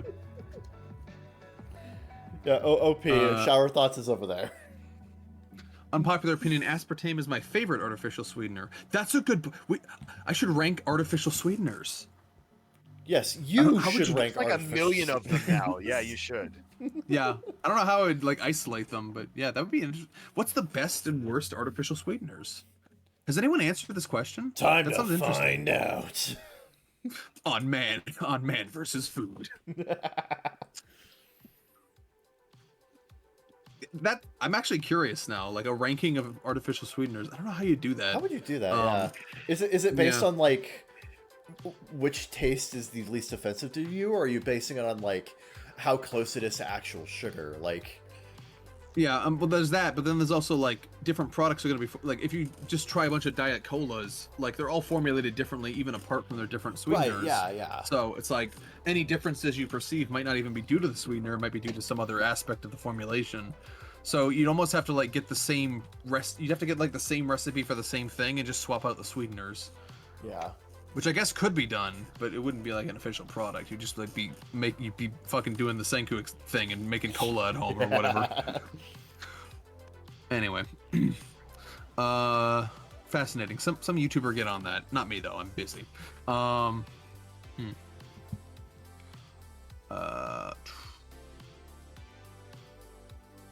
Unpopular opinion: paperback books are better than hardcover books. I agree. Paperbacks are made to be read. Hardcovers are made to be displayed on a shelf. I agree. You're the book nerd. I'll let you defer. I'll defer to your opinion on that one. Well, thank you. Yeah. Unpopular opinion: Mr. Beast thumbnails are ugly. And yet you participate in Mr. And Beast yet- thumbnails. Most curious. Mr. Beast! I'm gonna tell you, if you think Mr. Beast thumbnails are ugly, wait till you see this episode's.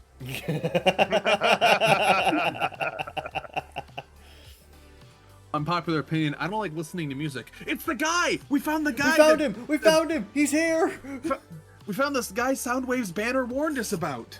The guy that doesn't like listening to music, he lives, he exists, he's real. Somebody call Sideways. He's got to change his banner. Music sucks. Said legal _sport _ 2399 specifically. Where did I'm shouting a lot of people out today. What did music do to you? Please show me on this anatomically correct doll where the music touched you inappropriately. I scream at Miguel's grandma.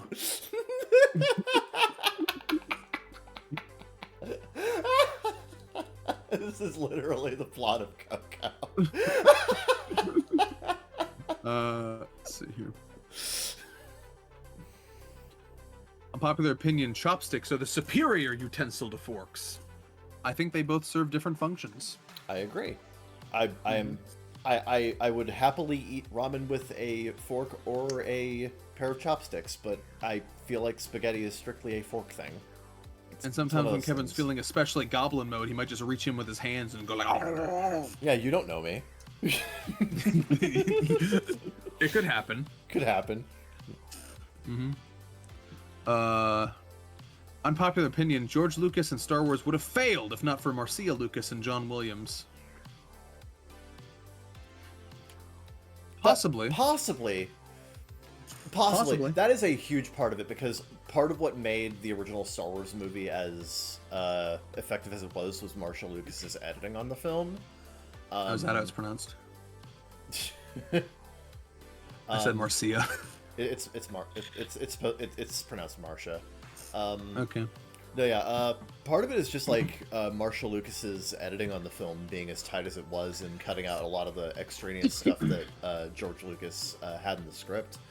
And another part of it is just people remember Star Wars at least partially for its music.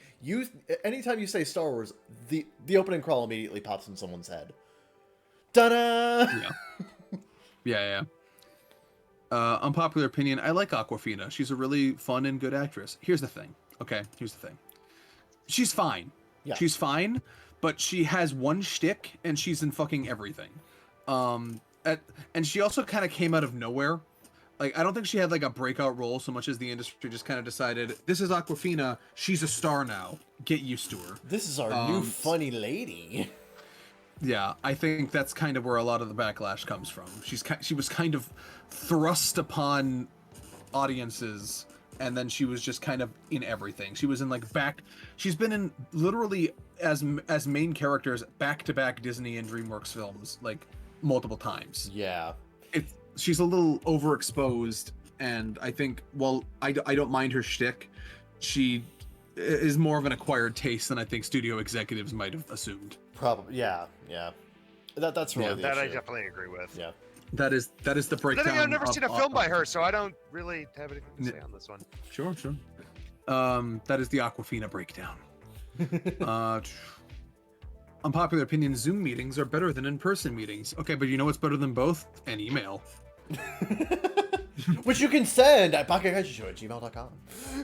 Yeah. It's both our personal and business email, for obvious reasons. Yep. Unpopular opinion, movies should not be allowed to be rated R for language alone. I can see it. I see the vision. There's literally a movie called Bully that was released like years ago, and the filmmakers, like, the whole thing is like exploring bullying in schools and how best to like tackle the subject and tackle the issue with bullying in schools. And it featured footage of actual kids, at actual schools, just kind of like talking off the cuff. And teenagers fucking swear all the time. So yeah, there was a lot of swearing. There was just a lot of off the cuff profanity in that movie. But it was aimed at that teen audience. It was a movie made for those high schoolers. But the MPAA would not allow it a PG-13 rating because of how much swearing was in it.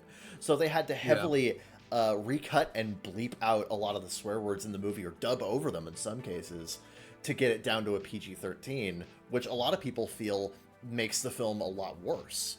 And there's ever since then, there's been a lot of talk about, did this movie really deserve that kind of treatment just because of the profanity? Because otherwise, it is a perfectly acceptable film for teenagers. Because it's aimed at them. I'm going to remind the audience that I have a bit of a skewed perspective in this, because my parents, when I turned 13, they were just like, do whatever the fuck you want. So I don't have a measuring stick for what people claim is or isn't like appropriate for teenagers, because in my mind, once you're like 13ish, it's like the world's your oyster, kid, get out there. Yeah. You know, that's how my parents raised me, and that felt right to me. So, you know, this is not a topic I have much to say on, but I agree on principle. Yeah, no, I think it's a little silly. Yeah, I broadly think that language alone should not get a film an R rating. A PG-13, sure, but not an R. Sure. Makes sense. Good, based and sensible you are. And that guy. Unpopular opinion, more good came from Europe conquering the world than bad for everyone. I'm not touching that one. Nope. Keep that far away from me. Jesus. There are certainly arguments to be made. This is not the podcast. This is not the podcast for that, and this is certainly not the segment for it either. Yeah, it's called lightning round, not 5-hour dissertation round. Yeah, try to adhere to the assignment, guy who doesn't realize he's going to be read out loud on a podcast. Reddit, better. Reddit needs to understand this better. Just, I mean, we live in current year. Just assume whatever you're doing, someone's talking about it on a podcast. Yeah. It's easier to live your life that way. I think that's a horrible way to live your life. What the fuck? Someone hasn't taken the podcast pill.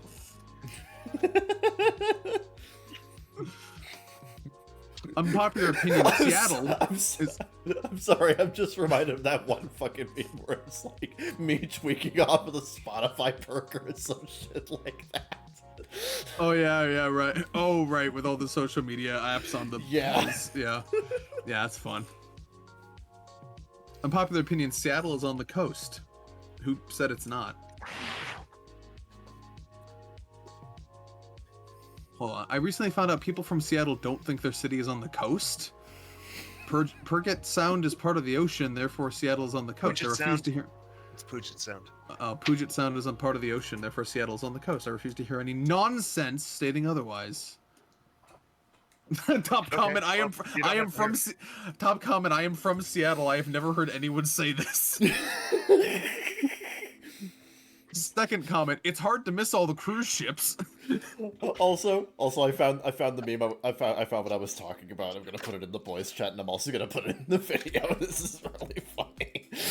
Yeah, I love that one. Me in the back off the Gmail. Wow, this guy really just made up a guy to get mad what at. Did you hold on. What? Go look in the boys chat.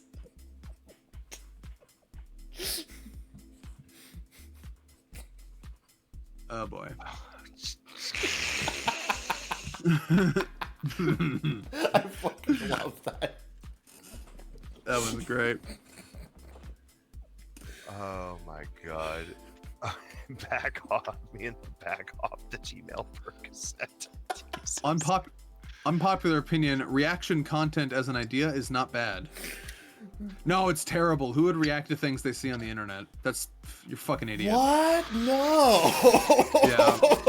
Yeah. You know who does that? Hacks and frauds. Not us. We're built different. I was gonna say, except for the things that we find tasteful. We've had that argument. It's tasteless, except when we do it. Sure. Makes sense. Yeah, I agree. If you want more of this, you can subscribe to this channel for when new episodes drop. Email us at bakagaijinshow@gmail.com for topic suggestions, comments, concerns, sexy fan art, whatever strikes your fancy. Join our Discord server, link provided below. Follow us on Twitter at ZekeFreak, at CCharmanderK, and at Saradin Sedranor. We'll see you next time. Zeke Freak out. Ciao, ciao for now. They tell me that I'm never gonna make it. They want me to do something that could make sense. They hate when I keep dreaming I'll be famous. But I don't give a fuck, I'ma keep chasing. I got all this potential that's deep inside of me, but they hate when you're successful cause they try to be. They sit there being judgmental because you're trying things, and they just want you to settle and do the right thing. So get a good job, don't slack off. Wake up every morning, make a good impression on your boss. Don't do anything that I wouldn't do, and when you're making money, make sure you don't spend it too soon. Fuck that, I'll do what I wanna do. I got a different path from everyone, and that includes